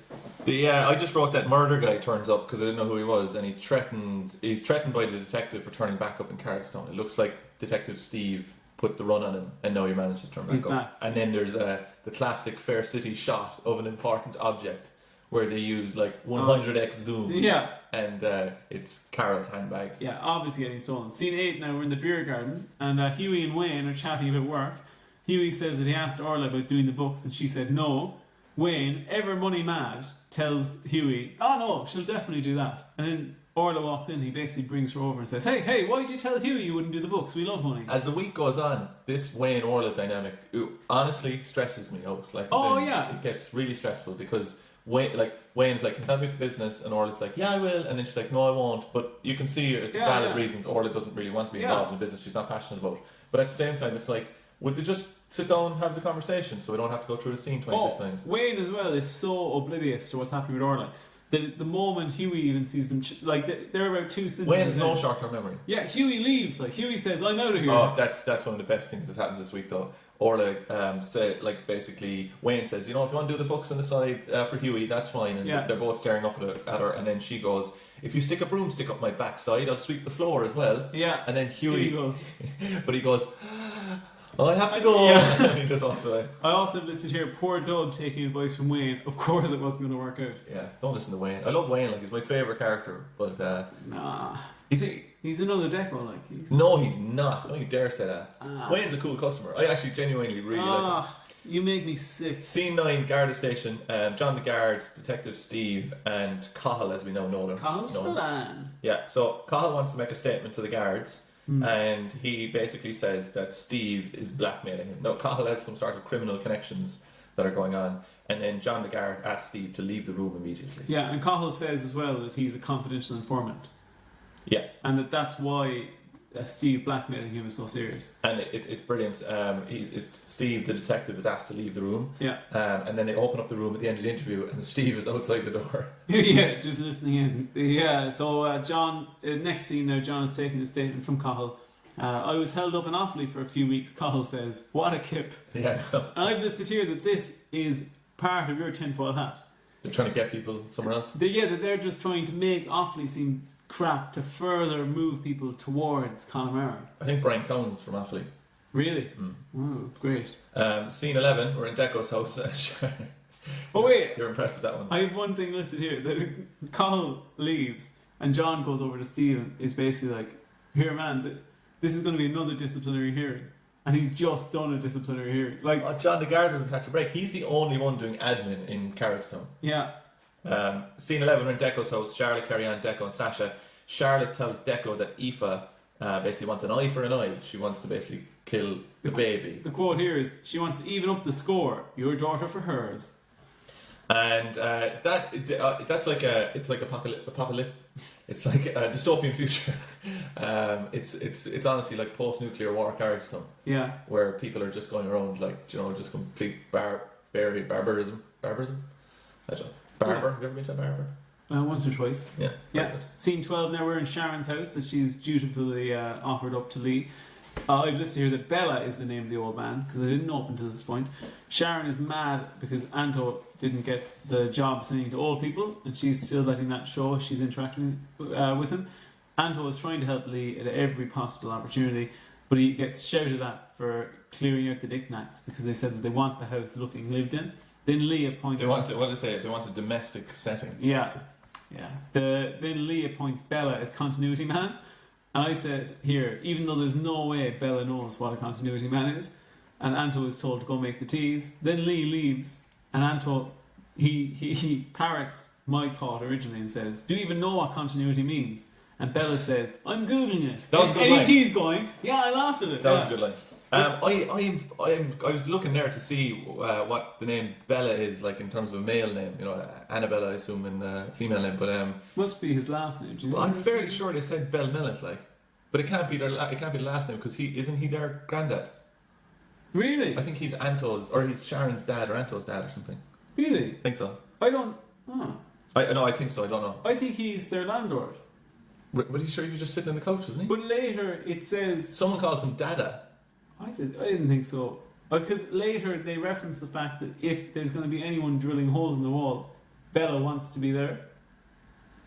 I don't know. And he knows which walls are solid and so someone definitely calls him Dada, and I think it's Sharon. And Anto refers to him as well, and Lee does as well. doubt it. It doesn't matter if you doubt it. No, I don't know. I don't think so. I think you misheard that. See, we'll do a bit of research. When you hear clicking there in a minute, we'll be at it. Scene 13. Actually, do you want to see? We will try. Do you want to find that out? What? Whether he is the granddad or not? Okay, I just... Because he's in Fair City for ages. I don't know. Yeah. You could be right. You could be the landlord. But scene 13, we're in the Garda station, and it's Steve and John the guard talking about Cahill's remarks that he made, and Well, Bella Doyle is his full name. okay, But he's not Anto's dad anyway, because that name is Colin. But not really much information about Bella Doyle. all right, sure, we can find it out as we go along. Yeah, we'll see. Right. He was in Taffin. What's Taffin? Taffin is a movie that Pierce Brosnan was in, where he's like before he's Bond, where he's just a crazy Irish guy Taffin. in the town of Ballymoran, and he fights some debt collectors. And at one stage, there's a woman who's living with him who's kind of moved in, but Taffin is Heathcliff style, crazy, mad, and he shouts at the woman, "Maybe you shouldn't be living here!" And it's really famous, Adam and Joe. Isn't Really famous. is he one of those disgusting flavors of chocolate you can get in some? I actually like Taffin. Do you? Yeah. Do you like bounties? Yeah, I don't mind bounties. All right. Do you like topics? Never had a topic. I'd say you would like them. My dad said before. He goes, Oh my god. "What? You haven't even heard what I said?" Go on. No, go on. The actor that played Bella, Jim Bartley, had a stroke and came back to acting after his stroke. Very interesting. Yeah, well done. Listen, there's a lot more characters in Fair City that I would have guessed had strokes before. And you have gone 9 for 9 now by subversively putting in your stroke comment in this episode. Every single episode you mention something about a stroke. Scene 13, we're in the guard station. John the guard. Steve is suspended pending investigation, but he's getting paid so he can go fishing. Scene 14, we're in the station yard. Orla, Huey and Jane. Jane outrightly asks Huey for the manager job, and Orla asks, is there a going away due for her? Yeah. And there isn't. No, of course not. Great. But then Jane actually kind of does a nice thing where she says, "Here, Huey, why don't you get the champagne we have in the fridge?" And they obviously don't have anything planned. It's just a bottle of champagne they have in there anyway. Yeah. And what does Orla refer to McCoy's as? A great boozer. It's a great boozer. Great boozer, yeah. Imagine if he said that about a man. Does anyone use that word boozer? Boozer. It probably is a Dublin thing, but it's definitely not a Cork We thing. should start using it. Going to the boozer. Going to the boozer. Don't need me going. Yeah. Scene 15. It's Lee, Anto, and Dara. And for anyone who just tuned in at this point, you would think Lee is making a porno. That's what it looks like. Would you? Well, from the pornos I've watched, yes, definitely. Okay. DIY work done, yeah? Yeah, there'd need to be more tentacles and stuff for you to recognise it. My God. Dara arrives in to hold the boom. They all have jobs except Anto, I said. Oh, I have some accidentally sexual Fair City here as well. Anto says to Lee, I would have held your boom, son. Yeah, he does. But Anto is feeling very left out, isn't he? Yeah. It's a shame. Poor old lad. And Sharon as well is plastering Pete in makeup. And I say that Pete hates makeup because he's a legend. Yeah. Scene 16 where McCoys, Dolores and Aoife are meeting up to discuss what happened earlier. Can we just reverse 2 seconds in that scene? Bear with me, please. If we reverse in that scene, do you think that they're just after like bringing some of the, because Lee is using cameras and lights and stuff, do you think they've just like basically taken a step back with one camera and then they can just use the cameras that they've been filming that scene with anyway? Like, do you think they're all just Fair City equipment? They surely are. Yeah, probably so. That was worth it. Scene 16, McCoys, Dolores and Aoife are meeting to discuss what happened earlier. Aoife isn't sleeping. Oh, we'll have a long chat after this. Deco confronts Aoife about the threat to his daughter Sam. Amy arrives in afterwards and instantly cheers Deco up. It really goes from him being angry to him just having a huge smile on his face when Amy walks in. And then kind of like the smile on your face now, is it? No. And then Sash comes in, and after seeing Deco and Amy, she just leaves immediately. She just looks at this and goes, nah, not having any of There are this. people. I'd say the hinges are going to fall off the door in the Bishops. They're being opened and closed so many times a day. Like Crazy stuff. Scene 17, we're in a park. It's Wayne and Orla, and Orla and Wayne are in love again. Yeah, they're holding hands and everything. For about 5 seconds. Yeah. Before they start immediately arguing over the same subject again of whether or not Orla wants to work with Wayne. Yeah. Scene 18, we're in the station house. Cathal and Steve meet up. Cathal is delighted that Steve has been suspended. But again, they reference so many things that we don't know about. They're talking about organised crime. It looks like Steve got Cathal to rat on a criminal gang to bring down some sort of criminal gang. Yeah. But then Steve also threatened Cathal to get out of town at some point. And Cathal was meant to stay away, but he didn't. Because now Cathal used to be the head of the gang. He's now been pushed down a few rungs. And he's working for this guy called Aidan. Yeah? Yeah, that's what I can get from it anyway. Do you know, I've listed here as well that these are bumper episodes. There's more scenes in these episodes than there ever were before. Do you notice that? Yeah, there's bigger. I think there's bigger characters, so they have to write more for them. Really? I think like if you're there a bit longer, there'll be a bit of a demand, I'd say, to write more interesting scenes for you. We're in scene 19 now again in Deco's house. Sash confronts... not Deco's house. I know. He confronts Deco about Amy in just right in the face of Carrie Ann. And Sash says, this is car crash stuff. And it is. Like, that's subversive writing from whoever's writing on that. Because it is car crash stuff. Oh, definitely. Do you ever notice the way that they explain what's bad about the scene? Yeah. To kind of like... further drill home the point, like. But no, it's almost like they're trying to get out of it. They're trying to step out of it. It's like, it's not our fault. Yeah. We didn't write this. You did, like... But Sash also says, this is... Amy's going to get hurt. This is classic rebound stuff. And I've listed here, it is not. Deco is going to get hurt. There's no way Amy's getting hurt from this exchange. So you're alluding to things there now again that if you wanted to read into them are quite mean. They're not mean. Amy is a breath of fresh air, I'll give you that though. Listen, Amy hasn't murdered anyone. Do you know in The Shawshank Redemption, Morgan Freeman's character refers to the main character, as a tall, cool glass of water? Really? Yeah. And it's like this kind of just this one open-ended maybe like pointing towards a homosexual relationship between the two in it, and it's never followed up on ever again. Do you think that he did? Do you think that I can't remember Andy Dufresne? Do you think that Andy Dufresne did do the murder he was put in prison for, or didn't? I have no idea. That's a big dispute. The Shawshank Redemption was an absolute flop. Yeah. In the cinema. But what happened was I think it was owned by Castle Rock, and Castle Rock owned like one of these like Turner Classic Movies, True Life channels or something like that. Yeah, I think it was Ted Turner's network. was that he... That's what they put it out on. Yeah, and then it was shown constantly. Yeah, and everyone grew up with it and saw it, and that's why it became such a huge hit. But it was actually initially a flop. But people read into it incorrectly because they took all the characters literally, and they're all just like general, like the warden character is like the evil power, and they're just general. They're not meant to be read into as like big meaty characters. Same as Fair City. Yeah. There's actually a mistake at this point in Fair City. I forgot where we are. What's There's happening? a proper mistake because they're in Deco's house, right? And Kerry Ann's there, and Deco's there, and Sash is there, and Aoife's there as well. And what happens here is that you can look it up at 21 minutes and 44 seconds in the closed captions, which are based off of the scripts that they get. It says Sam begins to cry, but there's no audio put in for the crying. And then all the actors react how you would react if you heard a baby crying. And Sash says, "Oh, I'll go sort that." Oh, so they never put in the crying? No, so it looks insane. It looks crazy, like. That's really interesting. Yeah. Do we have one more scene left in this? We do. Yeah. Scene 20. Take it away. We're in the station. It's Carol and Steve, the detective.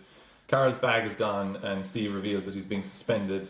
And basically, Carol is then like, I might turn Cahill in because she's also got criminal ties. Yeah. And she says, I'm going to turn Cahill in, tell the criminal gangs I know that he was informing on them, and then he'll be killed. And Steve's like, no, don't do that because my career will be ruined and our lives will be ruined and everything. Yeah. I have to say in this, right? I'd say Carol is now my most hated character. What? Roger, she's evil. She's awful to this Steve lad. Awful, like. She's manipulative. I think we just have very different opinions of people. Because We're just looking for two different things in relationships. Yeah, because here I was like, Carol has stepped up a few. I really... But stepped up what? Being awful and manipulative and... She holds her own against him. She flip-flops. It's like, it's class. It's manipulative behaviour. Like, she acts like really nice to Steve and all lovey, and then she's like, "You're a stupid fool and I hate you and, I don't need you," and... Steve's an Egypt. Why is Steve in Egypt? Can you not see? Would you like someone to act like that in a relationship to you? All I'm saying is... all I'm doing is not answering the question. All I'm saying is that she's holding her own, and I respect that in Carol. There's holding their own, but then there's just being a horrible person and just bullying someone else. Listen, we'll agree to disagree. And she's going to get someone murdered, Roger. Alright, so that is the second episode this week over with. How'd you enjoy it, Raj? I'll tell you, we didn't beat any personal bests. No, what was our lap? 31 minutes. 30, that's not bad, 31 minutes. We're going to have to go a hell of a lot faster to bring this in under 2 hours. We might have to speed through episode 3. Sure, John, remember when I suggested we do that with episode 2? You just don't let anything go, like, do you? I'll try and do what's best for the family here. Having a little nibble of chocolate there in the break. Didn't offer me any. I did. I offered you. Do you want one of them? They're really nice. Hey, I'll have one. So Yeah. go on. You'll have to talk to the kids there now. How are you guys doing? I haven't seen you all week. You were with your mothers. Oh, they're all. You knew that was the case, didn't you? Here. You. I'll be a nice. I'll be No, a nice no, person. no. I'll be a nice person. You can ruin my birthday party. You did it. Thank All right. So let's. Who quickly? Ah, this is awful. Who is your Who was your favorite character in that episode? Have you got any topics? We have to rate. Who was your favorite character in that episode? That episode. Can you get bars of topics? Anto. Anto, grand. How did you feel? Worse or better, or good or awful? Bit better because we're closer to the end. Were you hopeful for the week? At this stage, I was like, it's going to be plain sailing. The principal from my primary school was on the Late Late Show presenting Owl Houses before. What year did that happen? I don't know. It was, I'd say, I don't know, like 8 years ago maybe. But all I remember is whatever way his mic was hooked up. Lovely guy, but whatever way his mic was hooked up, all you could hear was, and I have to go really close into the mic, everything he said was...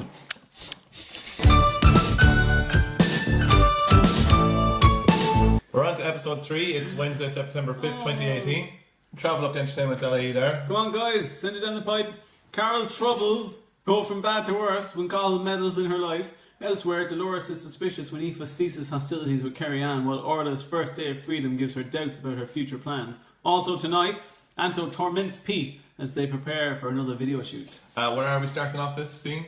Can you give a guess? Outside? We're outside, we're on the street. It's Wayne, Orla and Huey. Orla's off to meet her friends in house. I think it's hilarious in this. She has no friends. I think it's hilarious in this. She doesn't have any friends because obviously there's no characters available, and so it's like, oh, I'm going to meet some old school friends. Like, sure, yeah. Orla. I'm going to meet generic friends. Huey's bar, McCoy's, is falling apart without Orla. Yeah. Everything's late. No one will listen to him, and some of the suppliers won't even talk to him. So. That is. I've never worked in a bar, but I assume that's non-standard behaviour.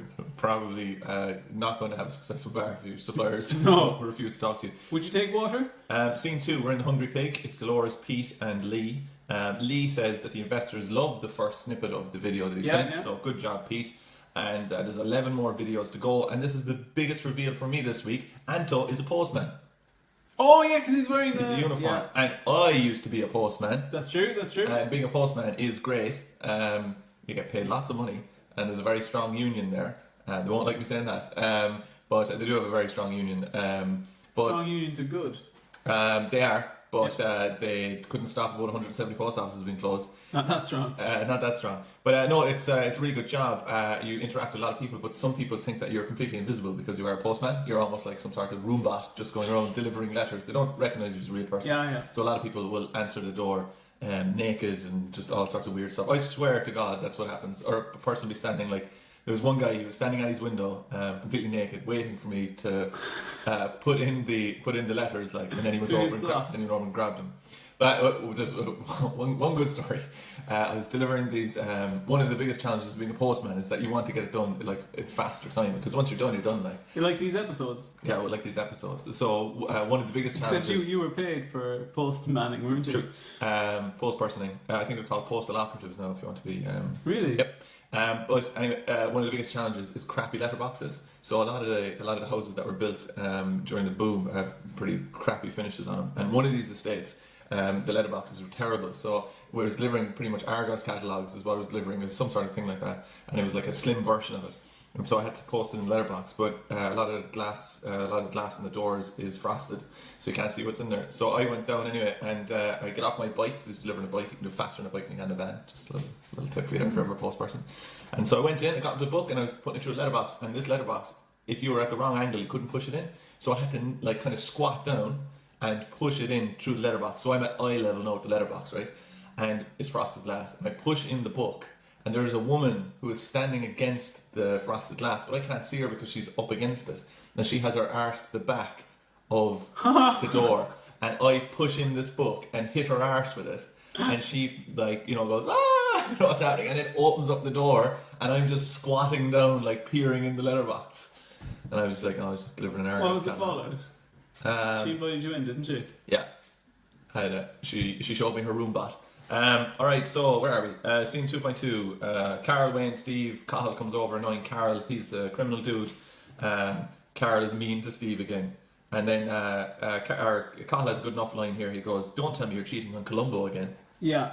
We're racing to my favourite scene though. So, scene 3, Declan's house. Charlotte, Declan, Sash and K.A. That's how I write Carrie Ann now. Carrie Ann has bought a christening cake. Didn't know that was a thing. It sounds like she said, I just booked a prison cake. Prison cake. Yeah, I went back a few times. That could be the case. I said here that nobody wants to come home to see Carrie Ann because everyone's saying that they can't make the christening. Deco might invite Amy to the christening. That would surely be odd. Do you not think? Here, I'd be writing a letter if she's not going to the christening. I don't know. What dress would she wear? Anyway, scene 4, unnamed shop. Aoife and Carrie Ann. You just fell off the edge. Aoife and Carrie Ann run into each other and bond over their daughters, alive and dead. And John the Guard comes up and goes, "Hey, any trouble here?" Yeah. And then he just goes away. Scene 5, Jane and Wayne. And Jane kind of pokes Wayne. And he kind of says, Orla's off now, like she's enjoying her life. She's basically off, I'd say, about half an hour at this stage, right, on her day off. And he's like, or she's like, "You want to watch out, Wayne, or else she'll want you to fund her 24/7 lifestyle of luxury or whatever." And then he gets a text message. Yeah. Scene 6, we're in the station house. This is my favourite scene, pretty much. Carol has her bag back. Suspiciously, nothing's missing, but we don't know what's happened. Wayne comes in, and he's been slandered on email, or actually libel because it's written. But his reputation is ruined. They just sent an email to all the business partners. Wayne's life is in tatters. Yeah, saying that Wayne stole money from his mother. And he's like, what's the story with this? And Carol says, oh, it must have been when my phone was stolen. And then, who arrives in now? This is unbelievable. I laughed so long at this. Aoife arrives in at 6 minutes and 15 seconds. No, just give me the background on Aoife, just in case I don't. Oh yeah, so Aoife is the person who Carrie Ann killed her daughter Karen. Aoife comes in and shouts at Carol, do you find this funny, do you? She says, what? You changed your profile picture on social media, because they don't say Facebook, and then you sent me a message. And she said she changed the profile picture to Karen, Aoife's deceased daughter, and sent her a message that said, what's for dinner, man? Yeah, and they have it on the Yeah. They show it on the phone. At exactly 6 minutes and 15 seconds. Of all the things, because Roger is live now, he's posting on Instagram. That will be on Instagram, I Please guarantee. put that up. Scene 7, we're in the dolphin pod. It's Amy, Aoife and Dolores at different points. Amy needs Aoife to thread a needle. Go on. I have listed here, I'm sure you have the same thing, that I feel like Aoife is projecting her like motherly and maternal feelings. No, I didn't towards Amy. get that deep at all, but yes, that's really good. Yeah? Yeah, it's actually probably the intent. No, it's the deepest thing that's happened in Fair City so far. Yeah. Her personality though is being a little bit eroded. Amy was a very confident kind of like, I don't have time for this kind of thing. Turning her into a bit of a ditz. Oh, I wouldn't say that. Well, you wouldn't say that, but that's because you're blinded by love. But of Fair City. Yeah. But I think they're kind of making her into a bit of a fool. Here, even the best of us sometimes have trouble. That's rush. Hey, have trouble threading needles. Aoife says to. Oh, this is actually in reference to what we were talking about last week. Last week. Dolores comes in and just give Aoife advice, just saying, look, you're doing nothing around the place, so basically you must be mental. That's what she said in so many words. And Aoife doesn't take the advice well, and she says, your child died here and you stuck around. Yeah, did you know about this? This is what I was talking about. Remember the child that took the E-tablet when the babysitter left it? In 2005? That's the 3-year-old who overdosed taking E-tablets. Jeez. That's Dolores' daughter. Wow. And Dolores, in fairness, takes it on the chin. Yeah. Fairly well, as if she couldn't even remember the story. Sure, she only knew her 3 years. Scene 8, outside, Jackie and Orla have a chat. Orla is envious of her friend's interior design business. I wouldn't be. There's no way that's going anywhere. Jackie heads off. Jackie has a weird one there as well. She goes, oh, that's brave to set up a business in this climate. Yeah. She's kind of right though. But, like interior design? Yeah, but fair enough about interior design. Whatever you want to make of that business plan. But like, it's pretty good climate to set up a business at the moment. Like, there's lots of businesses being set up. Oh, yeah. I just with interior design, I just wouldn't see it being a very. I know, yeah, but it's just the climate. No, she's a big. It's a climate, right? It's cloudy. Okay, I see. And then Jackie just heads off, and Wayne comes over. He's mad at Orla because she doesn't have her phone on. Oh my God, Jesus! I just don't. It stresses me out. Like, they're just constantly fighting. Just break up. Yeah, get a divorce. Scene 9, we're in McCoy's. Dolores and Pete discuss Aoife and if they think that it's good for her to be back. Then Anto comes in with Sharon to make Pete insecure about his weight. He says that the camera adds £10. That class. Good man, Anto. And then I've listed that I think he looks strong. He doesn't look overweight. Pete. Yeah. And then Pete and Dolores know that Anto is jealous of Pete's role, and they get these sandwiches, and Pete dives into the sandwiches. The actors are no fools. Like, if they get a sandwich served up in front of them in the scene, they're eating because that's free lunch. Yeah. And then Dolores gets up because she's mad at Pete. Sure, anytime Ray's in the Hungry Pig. Oh, he's chowing down. He's horsing on. Oh, a few fries there. Yeah. And then Carol comes in to confront Cahill. Wait, before that, I just want to say that they've got the insurance ad disease here as well, where they make all husbands look like idiots. Oh, where Pete is an idiot again. Yeah, where Pete just has something going on and he's just thinking about it because he has to make 11 videos in the next 11 days. Yeah. And Dolores just basically calls him a twat. Yeah, that's fair enough. Mm-hmm. And Carol is confronting Cahill. Sorry again. But Pete, I can't say this without costing €1 to myself, but Pete almost swears in this. He says, I have to rewind it a few times, he actually says, oh, look it. But it's very close. It is, yeah. To another word that I You're can't say. dead right, yeah. But I've listed here that Cahill has awoken the wagon in Carol, and that she's ready to. She's gonna give as hard as she can, and she calls over this guy Aidan, who we've never met before, but seems like he's 10 times harder than Cahill, and Carol goes, basically, like, she's going to tell Aidan that the Cottle's the grass. I think Steve comes in, and Steve and Cottle beg Carol with their eyes, like they plead with her to not tell Aidan. And then she says, "Oh, I have something to tell you about Cottle." And he goes, "Yeah, what is it?" Ad break. Oh yeah, there is an ad break, isn't there? Yeah. Ad break. I don't know. Yeah. It's, just a little bit of background on the word grass. Go on. They don't know where that really comes from either. Do you like that? They think it might come from rhyming slang. For grasshopper means a copper. Oh. But I do have one interesting thing about two Go interesting on, things. You know, Supergrass. Yeah. Supergrass was a Republican who informed on the IRA in the 1970s, so they call it a Supergrass. Really? Or else, and then it became known as someone who would inform, mostly to do with terrorist activities, but someone who would inform on a group of people then, who'd be a Supergrass. Right? So then I was like, oh, the band Supergrass, that must come from that. So I had a look at Supergrass, right? Now you want to hear this. This is read directly from the Wikipedia page, so, right, don't come shouting at me about it, right? In February 1993, they formed Theodore Supergrass in relation to the band, right, before they did Supergrass, for about 2 months. Then we realised that Theodore was a bit rubbish, so we took that off.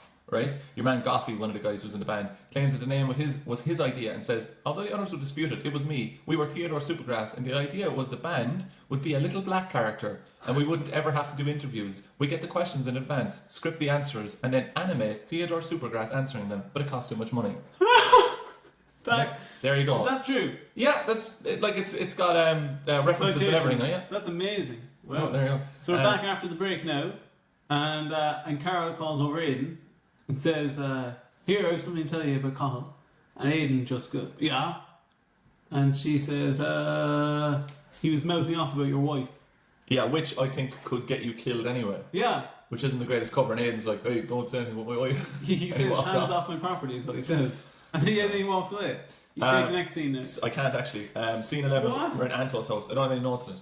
We're not in Anto's house. Are we not? We're in Vino's. Cristiano, Carrie-Anne, and Dolores are discussing the christening. Carrie-Anne says that she has one bit of good news. Totally missed it. Her and Aoife are now on better terms. And Cristiano just pauses and goes, "What?" What? And then the scene ends. Alright, well, scene 11 is the one that I don't have. Is that Anto's house? Scene 12 is Sharon's house. Sharon's house, Anto's house. Yeah, same thing, yeah. Anto makes fun of Pete's baldness to detract from him again. Lee, Pete and Bella discuss continuity. Stupid Pete. Anto calls Pete a culture, and Pete says, "That's it!" and gets up and leaves. Yeah, and they lose their presenter. Did you know that Pete was a culture? Did you pick up on that? He's a big farming build. Yeah, well, that's fair enough. But no, I wouldn't draw a conclusion. Yeah, surely you can take the next few scenes now. Surely I can. We're in scene 12. It's McCoy's. Deco and Amy. Surprised you didn't want to take this scene.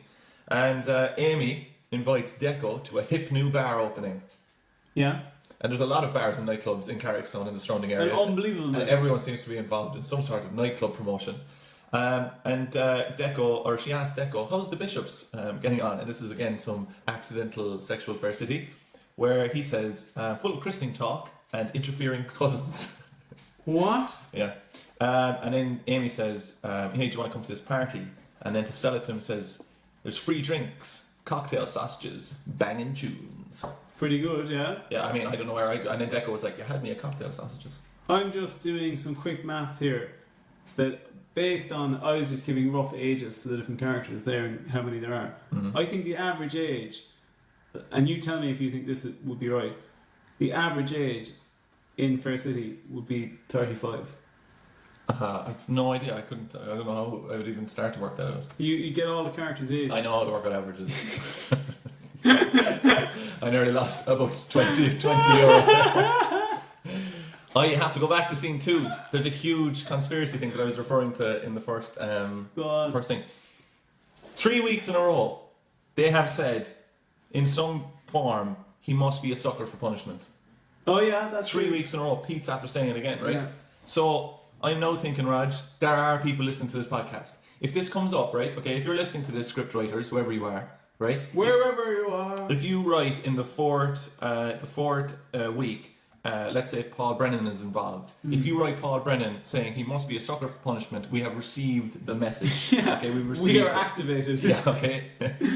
Oh, the Fair City and candidates. Go All on right. there. Where are we? Scene 13? Take us away. That's because you're just getting tired. Okay, so Carol and Nora are in Carol's house, and Carol reveals pretty plainly to Nora that Cahill, the guy who should have been out of town, is not out of town, will basically going to get him murdered.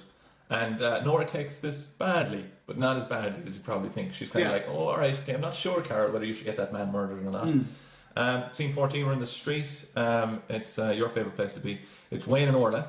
And naturally enough, even though Orla's given him a fairly clear message that it's her day off, Wayne asks Orla to help him out with the PR disaster that's happening after Cahill sent a load of emails off of Carol's email saying that Wayne embezzled all the money off his mother, which he did. Wayne as well was on the phone earlier putting out a few fires, and he says, yeah, we'll go for a round of golf sometime. He can't play golf, can he? I don't know. What are you inferring? I just don't think Wayne could play golf. What would you? All right, who can play golf in Fair City? So Pete. All right, so why can Pete play golf? Pete just seems like somebody who would be able to play golf. Do you know who Big John Daly is? Not a clue. Big John Daly is the build of Pete. He's fairly sure he's a raging alcoholic, but he's a fairly successful golfer. But all the rest of them look like Wayne. Really? Yeah, pretty much. I'm gonna look up Big John Daly. Scene 15. We're in the Dolphin Pod. It's Amy, Aoife, and Carrie Ann. Amy pops in. I think these are your notes. Amy pops in to show how beautiful she is. Yeah, it's definitely yours. While Aoife eats a smelly plate of ready-made pasta. Here, she gesticulates with the plate. Who does? Aoife. When Aoife is chatting, she moves the plate in her hand as if it's like gesturing. What do you think they're trying to say with it? So no. Do you think that Carrie Ann is all the little bits of pasta and the like sauce is blood? I think that the pasta dish, the actual pasta is the Bishop family, and Aoife's here to shake it up. Very nice. Yeah, so Carrie Ann just pops in, and Aoife says, "Hey, you know your baby there, Samantha. Wouldn't mind giving her a gift in person." A bullet. Because I want to murder the baby. I wouldn't mind giving her a bullet to the brain. Alright, man, scene 16, it's all you. We're in the station house. Sharon and Anto are discussing about Pete walking into the project, and Anto says that he was just bantering with him, and Sharon said that one man's banter is another man's bullying, and Anto says, "You should take note of that." So should you. Anto says that he'll never forgive, that Lee will never forgive him if he doesn't somehow fix situation. And Sharon says, "Oh, he'll never forgive you. Remember that Christmas you stepped on his Lego Death Star?" Mm-hmm. And then Anto says, "Oh yeah, he didn't make eye contact with me again until Easter." So there's about a 4-month period there where we'd have to figure out what year it was to see when true. Easter fell. But would you not say at least like a 2 to 3 month period? Huge amount of time, yeah. Yeah, where his own son. How much does the Lego Death Star cost? I know how much it costs. Give a guess. This is some Christmas present. €239. 490 What? euros. Also, stepping on Lego, it can be rebuilt. Also, stepping on the Death Star in the Lego version, it's like the size of half a child. There's no way Anto accidentally stepped in it. No. He crushed it.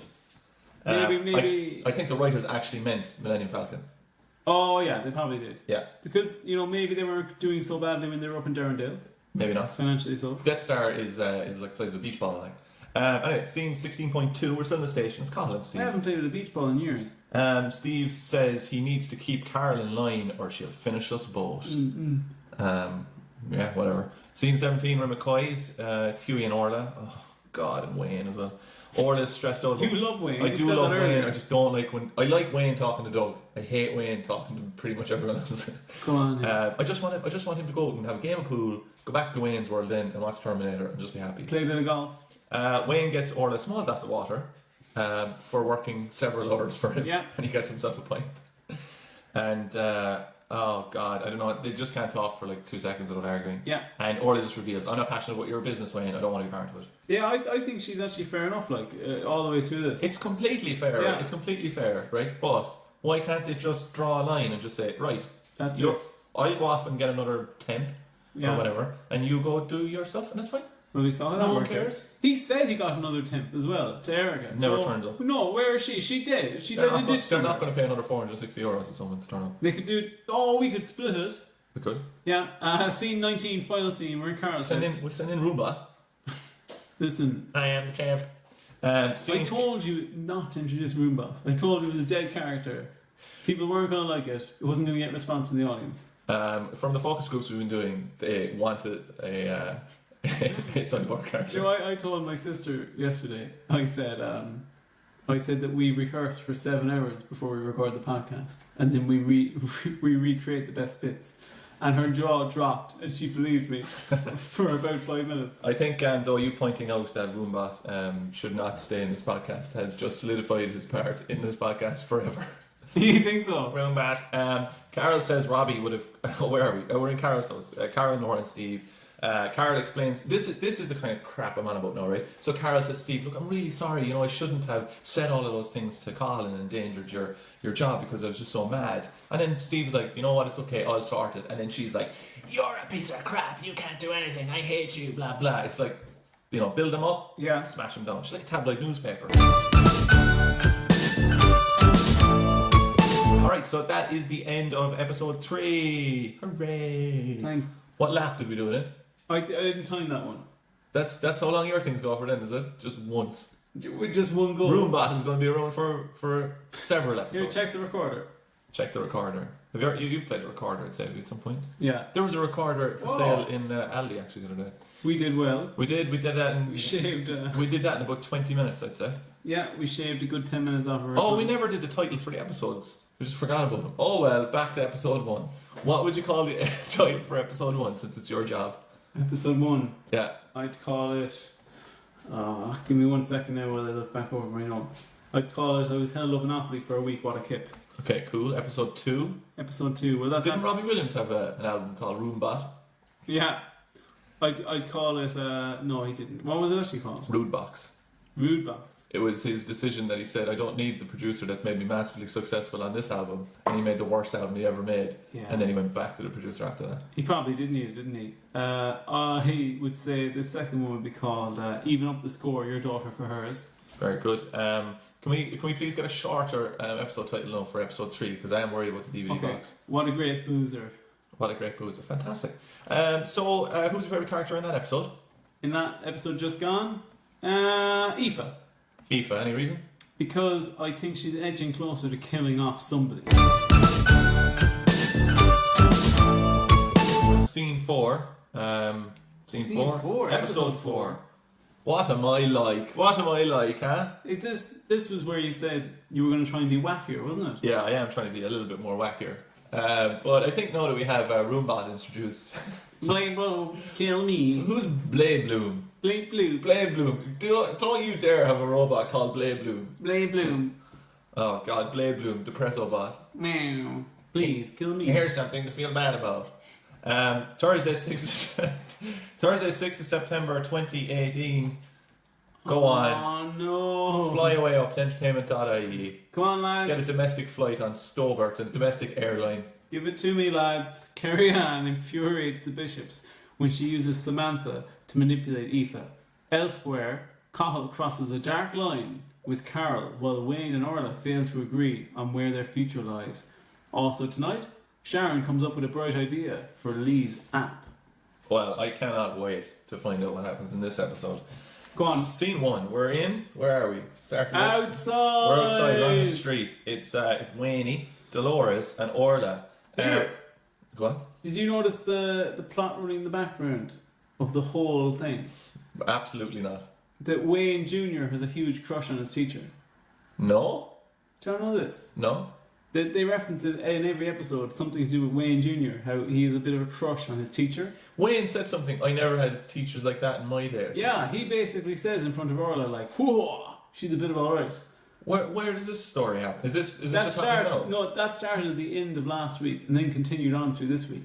Like, it was such a persistent thing that they're running with. Do you think this is a little seed they're planting? I'd say she Wayne might be planting his seed later on.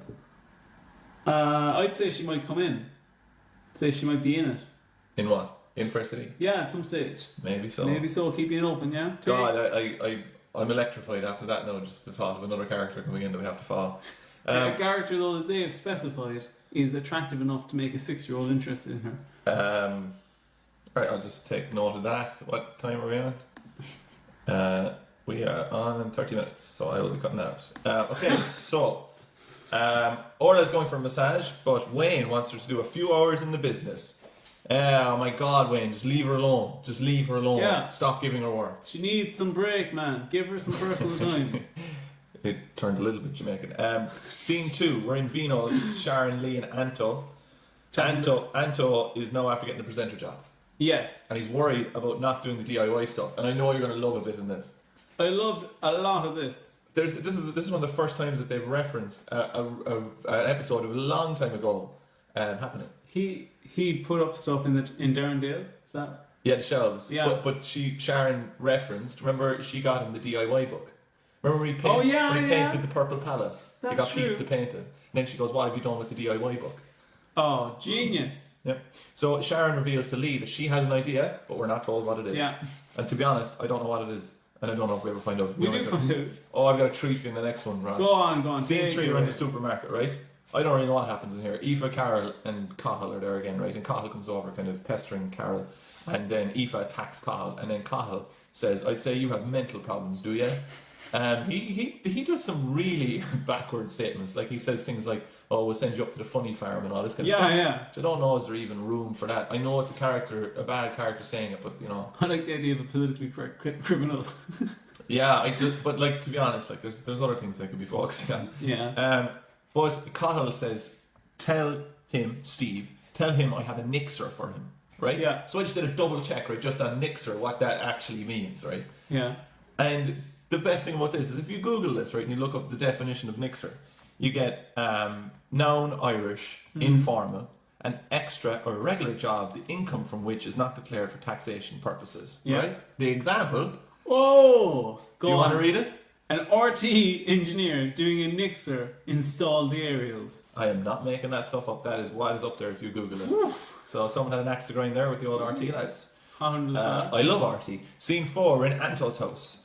It's Sharon's house. Anto and Sharon.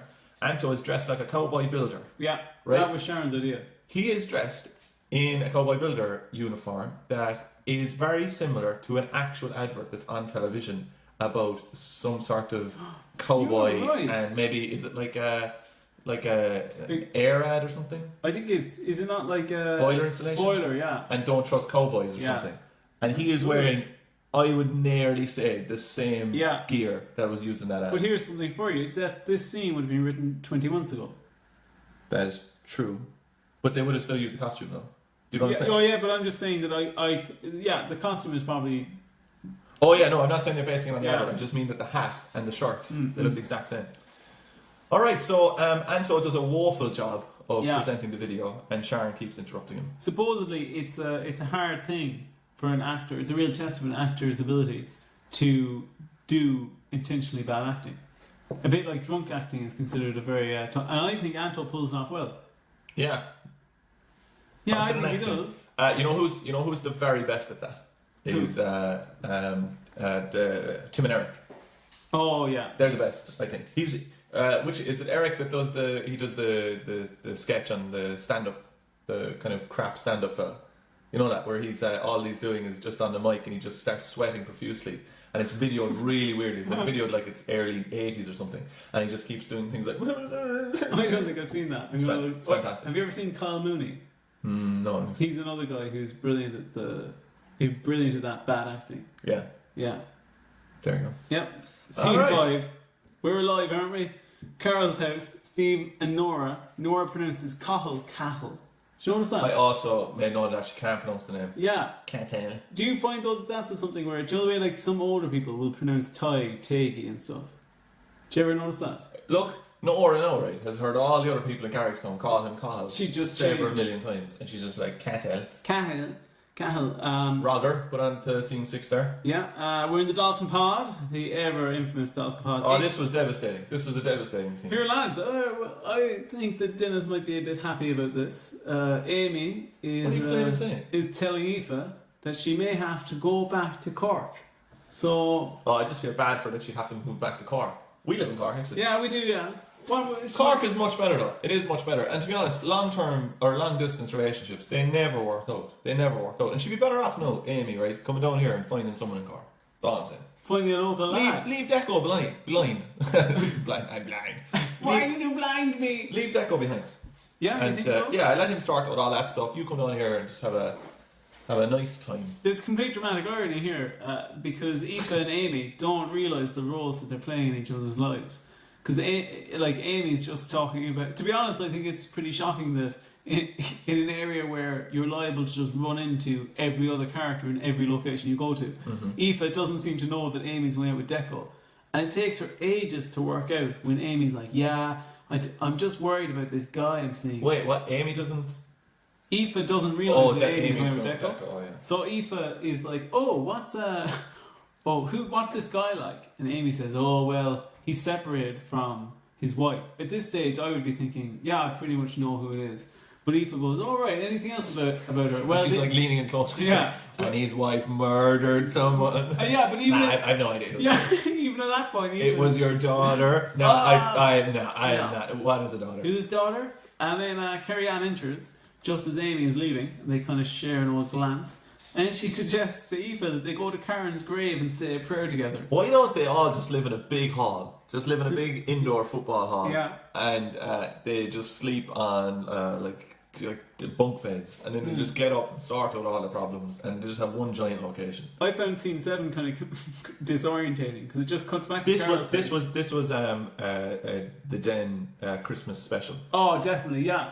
This is a rip off of the Christmas I special. even have listed here that we're back in Carol's house and Cahill skulks in like the Grinch. He comes in like Podge, breaking in to break the alarm clock, and then blames it on Zig. Which one is Zig and which one is Zag? I don't ask me questions like that. I don't know. Zig and Zag. I don't know. Zig, Zag and Zuppy. Alright, okay. Zuppy was the best. Scene... Oh yeah, no, I think Snotzer was the best. I think Snotzer was the funniest character, yeah. Yeah, you a madman. Who do you think is the best? Everyone hates him. No, Zuppy. they don't. Snotzer's hilarious. Snotzer! Roger, I hate you. You only like odd things. Zuppy was the best character. Zuppy is just a thing that just goes around and goes. What does he even say? You know what? Podge should have got it over with and just ate him, and then it could have been grand. Is that what he wanted to do? Yeah, they wanted to eat. They eat dogs. That's what they do. That's what Podge and Raj do. Yep. Weird. Scene 8. What was the thing that they had in the den with Ray's mother that they kept alluding to? What was that? Was it a bit like Norman Bates? No. It was something about Ray's mother. Dustin used to always be going on about it. I have no idea. I can't remember what that is. Alright, I'm actually going to clear that up before the end of the podcast. So if you want to go tell us what the hell is the next Okay, scene. scene 8, so we're in the salon / Deco's house. It's very confusing because Orla's in the salon and she's just mentioned that she's enjoyed her massage. And then there's a split scene for the first time in ages, or whatever actually, that we've been watching it. And Carrie Ann is called Orla. And I have no idea what these characters' relationships are up until this point. So it's cutting between the two locations, and she wants to meet up with Orla for a chat, and Orla says no. And I've listed here that she actually reacts worse to Carrie Ann than Aoife. And whatever Carrie Ann has done to Orla, she hasn't murdered her child, to my knowledge. So I think Orla's overreacting a little bit. And then we're on to the next scene, scene 9, we're in Deco's house. It continues on with Carrie Ann. And Deco arrives in, and Carrie Ann and Charlotte and Deco they just start hearing everything that Carrie Ann has been doing throughout the day. Like, oh, well, I went to see Aoife, and then I asked Aoife if we'd go to Karen's grave. And they just have their, like, heads in their hands. They're just, I can't believe you've done this. And then she freaks out at Deco, because Deco calls Samantha Sam. And she says, her name's Samantha, it's not Sam. Which I don't really get what's going on there. Well, I can clear that scene up by talking about Zig and Zag if you want. Go on, yeah. Zig is the fawn coloured of the two. Yeah. And this is an impossible question, but you know the little red things, the red balls that are hanging off his head? The little, like, ear baubles. Yeah, they're called Zagabongs. Really? Yep. He has green hair, and his address is number 10 Celebrity Square, Dublin, Ireland. And in the Christmas crisis, when they brought up his file on the Santa Claus computer, he had done 0 nice things and 6 naughty things. Oh. And one of them was he poured brown sauce on Ray's Black Forest Ghetto. And he played frisbee with Ray's Pearl Jam CD. Oh. But one of the Ray's clock was broken by Podge, and Ray was given a perfume by his mother, and that was stolen as well. And the name of the perfume was Scent of Man. Oh no. Hey, here's something that I always find interesting is that there's a classic thing in Ireland where you're not really respected here as an artist or a comedian or an actor or anything until you go abroad and you really make it big time somewhere else. Where that's even true for Zig and Zag. Where they went over and what were they on in the UK? Were they on with like Anson Deckers? They were on the Breakfast Show, weren't they? They were on Channel 4. Yeah. We're on the Big Breakfast. I'll check there. Yeah, something like that. But even Zig and Zag left Ireland because they were on Chris Evans' Big Breakfast. Really, yeah. So even they had to leave Ireland. I'm fairly sure that the lads who were involved, I think it was 2 lads involved doing those, they went over. They had a top 5 single in the UK with Them Girls. You remember that? No. I don't know what that is either. But those guys went over. I think they actually stayed in Ireland, but they flew over to the UK like every week. Really? Yeah, to do the recordings. Anyway, we're still doing the Fair City podcast. Yeah, go on. Will we skip forward a few scenes? No, just before we do, we're in scene 9 if we haven't already said it. We're well past scene 9. But there's a scene in that one where she says her name is Samantha, not Sam. Yeah. Yeah, they're onto us, Roger, because in the previous episode we said that they were keeping it as Sam so it'd be gender neutral and they could turn the character into anything. But now it's Samantha. Yep. Fair enough. So we're in scene 11 now. No joke. Do you know what I have here? One of my notes. Go on. Roger rings the doorbell. Why do I have you ringing the doorbell in this scene? You don't have that. Yeah? Who rings the doorbell in this scene? I have no idea who rings the doorbell. Well, according to this, it's you. Unless you're on Fair City. It's not me though. Cahill has broken into the house, but Steve has planted a camera in the house because he's a sneaky man. And that's that scene. Where else do we go after this? Are you giving up? Yeah. Why? Because I steamrolled ahead there so you could look up some shitty den facts. Oh, Roger, you are losing euros left, right, and centre. Oh, it's a sticky web I have formed around you. Okay, so what scene are we on now, Raj? What would you I like don't to have any euros. What would you like to move to? There's your. Oh, why did you scrape the microphone? To show them the euro. Here, add another one into that. No. So we proved you did another one. No. We'll put it towards the microphone fund. What's it? We got scene 15? The Hungry Pig? Yeah, go on. We're in the Hungry Pig. It's checked out. Aoife, Sasha, and Kerry Ann. It's checked out on the Dolphin Pod. Aoife is talking to Samantha about Kerry Ann being a bit crazy, and she wasn't crying. Oh yeah, this is great. No, actually, I don't know what's going on. So Sasha comes in and discovers what Kerry Ann did, and basically, Kerry Ann left her baby with Aoife, the one who wants to murder it. And Sasha comes in and discovers what Kerry Ann has done, and Kerry Ann was doing it basically to kind of win over Aoife. And she says it worked. Samantha got to her. But Aoife is talking to the baby like a psychopath and saying, I know what your mother is doing. Yeah, do you want to take the next one? Fine, scene 16 now where McCoy's Amy. A crushing blow here again. Amy and Deco having a chat about her moving back to Cork. She's been seeing him for about 5 days and she talks about maybe quitting her job. She's open to love, Roger. Let her alone. Okay, fine. Well, she's going to love Cork. There's a lot to do in Cork. Oh, she'd be much better off in Cork, wouldn't she? Some good comedy gigs on in Cork as well. Very true, if you want to go. Don't know. And don't be afraid to talk to the comedians afterwards as well. Oh, I would be afraid to talk to some of them. Well, yeah. But I wouldn't talk to us now. There's more of an air of reverence around us. Yeah, but if you can get to us, if you can get past the cordoned off bit, come over. Yeah, if you can get to the green area, it's normally just a park. Yeah. Scene 17, McCoy's, Carl and Steve. Carl is being horrible to Steve as usual, and Steve is asking her for face. Do you want to bear with him? He's got a plan. Pretty good? I think, fine. So what's after happening yet? I'm just... You need a few bickies, do you? I can't. I've lost €1. You should have lost €2. Do you want to go for coffee after this? I think we'll have to, or I will die. Okay, cool. Scene 18, we're in Wayne's Wheels. Oh, you know, I hope he brings out an advert. I hope to do a promo advert of Wayne's Wheels. That'd be brilliant. We should make one. Wayne's Wheels. Anyone Wheels. got... we'll get on to Lee with all his... we'll get on to Anto, he's got a big camera. Oh, he's got a lead on a big camera, doesn't he? Wayne is... we'll need more than the lead. Wait! Scene 18, Orla and Wayne. Rogers walked out. Come on, Roomba, it's time to step up. Roomba. Wayne is locking up and out... Wayne is locking up Wayne's Wheels and he's going to see a limo. because he wants to buy a limo. Yeah. Right, if he buys a limo, who's going to buy the limo off him then after that? Do you know what I want to happen if he buys the limo? Is he rocks up, drives up the main street of Carrickstown, Blocks it. and he goes bum bum, chicka chicka bum bum, and he opens down the back window, and it's just full of women wearing Orla masks, and he says to Orla, "I'll get these ones to work." I'll get these ones to work in the office. And Orla goes, "That's grand, you're abusive to me, go away." Time to say goodbye.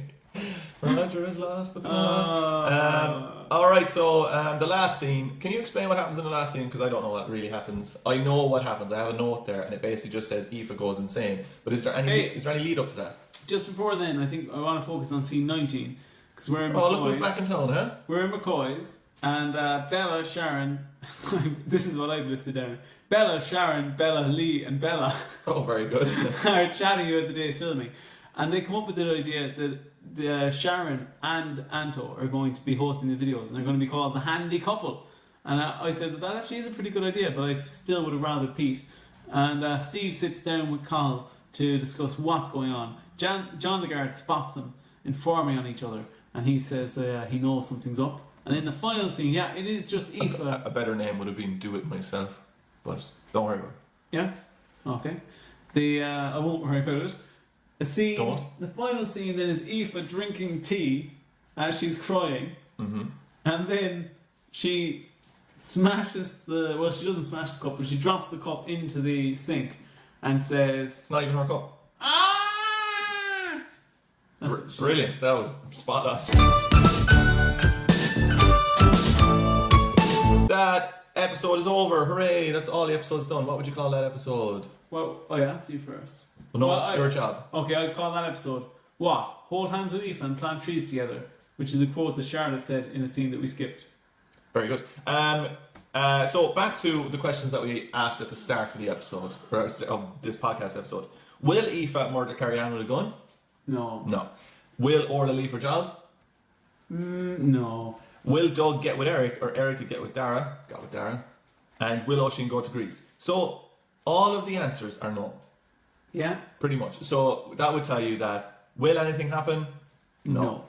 Thanks so much for listening again this week. If you want to tell your friends about it, that'd be great. Get the old podcast out there so we can eventually leave our jobs and make advertising money out of like odd stuff like man socks and all this kind of stuff that no one will buy. Imagine how funny it would be if eventually we get sponsored by the Unnamed Shop and all of our recordings take place in a fake Unnamed Shop. I would have absolutely no problem in doing that if it means I can leave my job.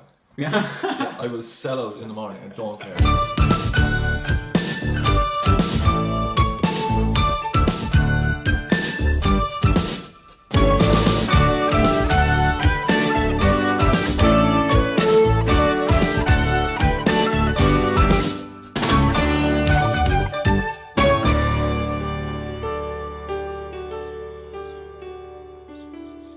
Do you think that thing about evacuating your bowels is actually true? I reckon it's probably not.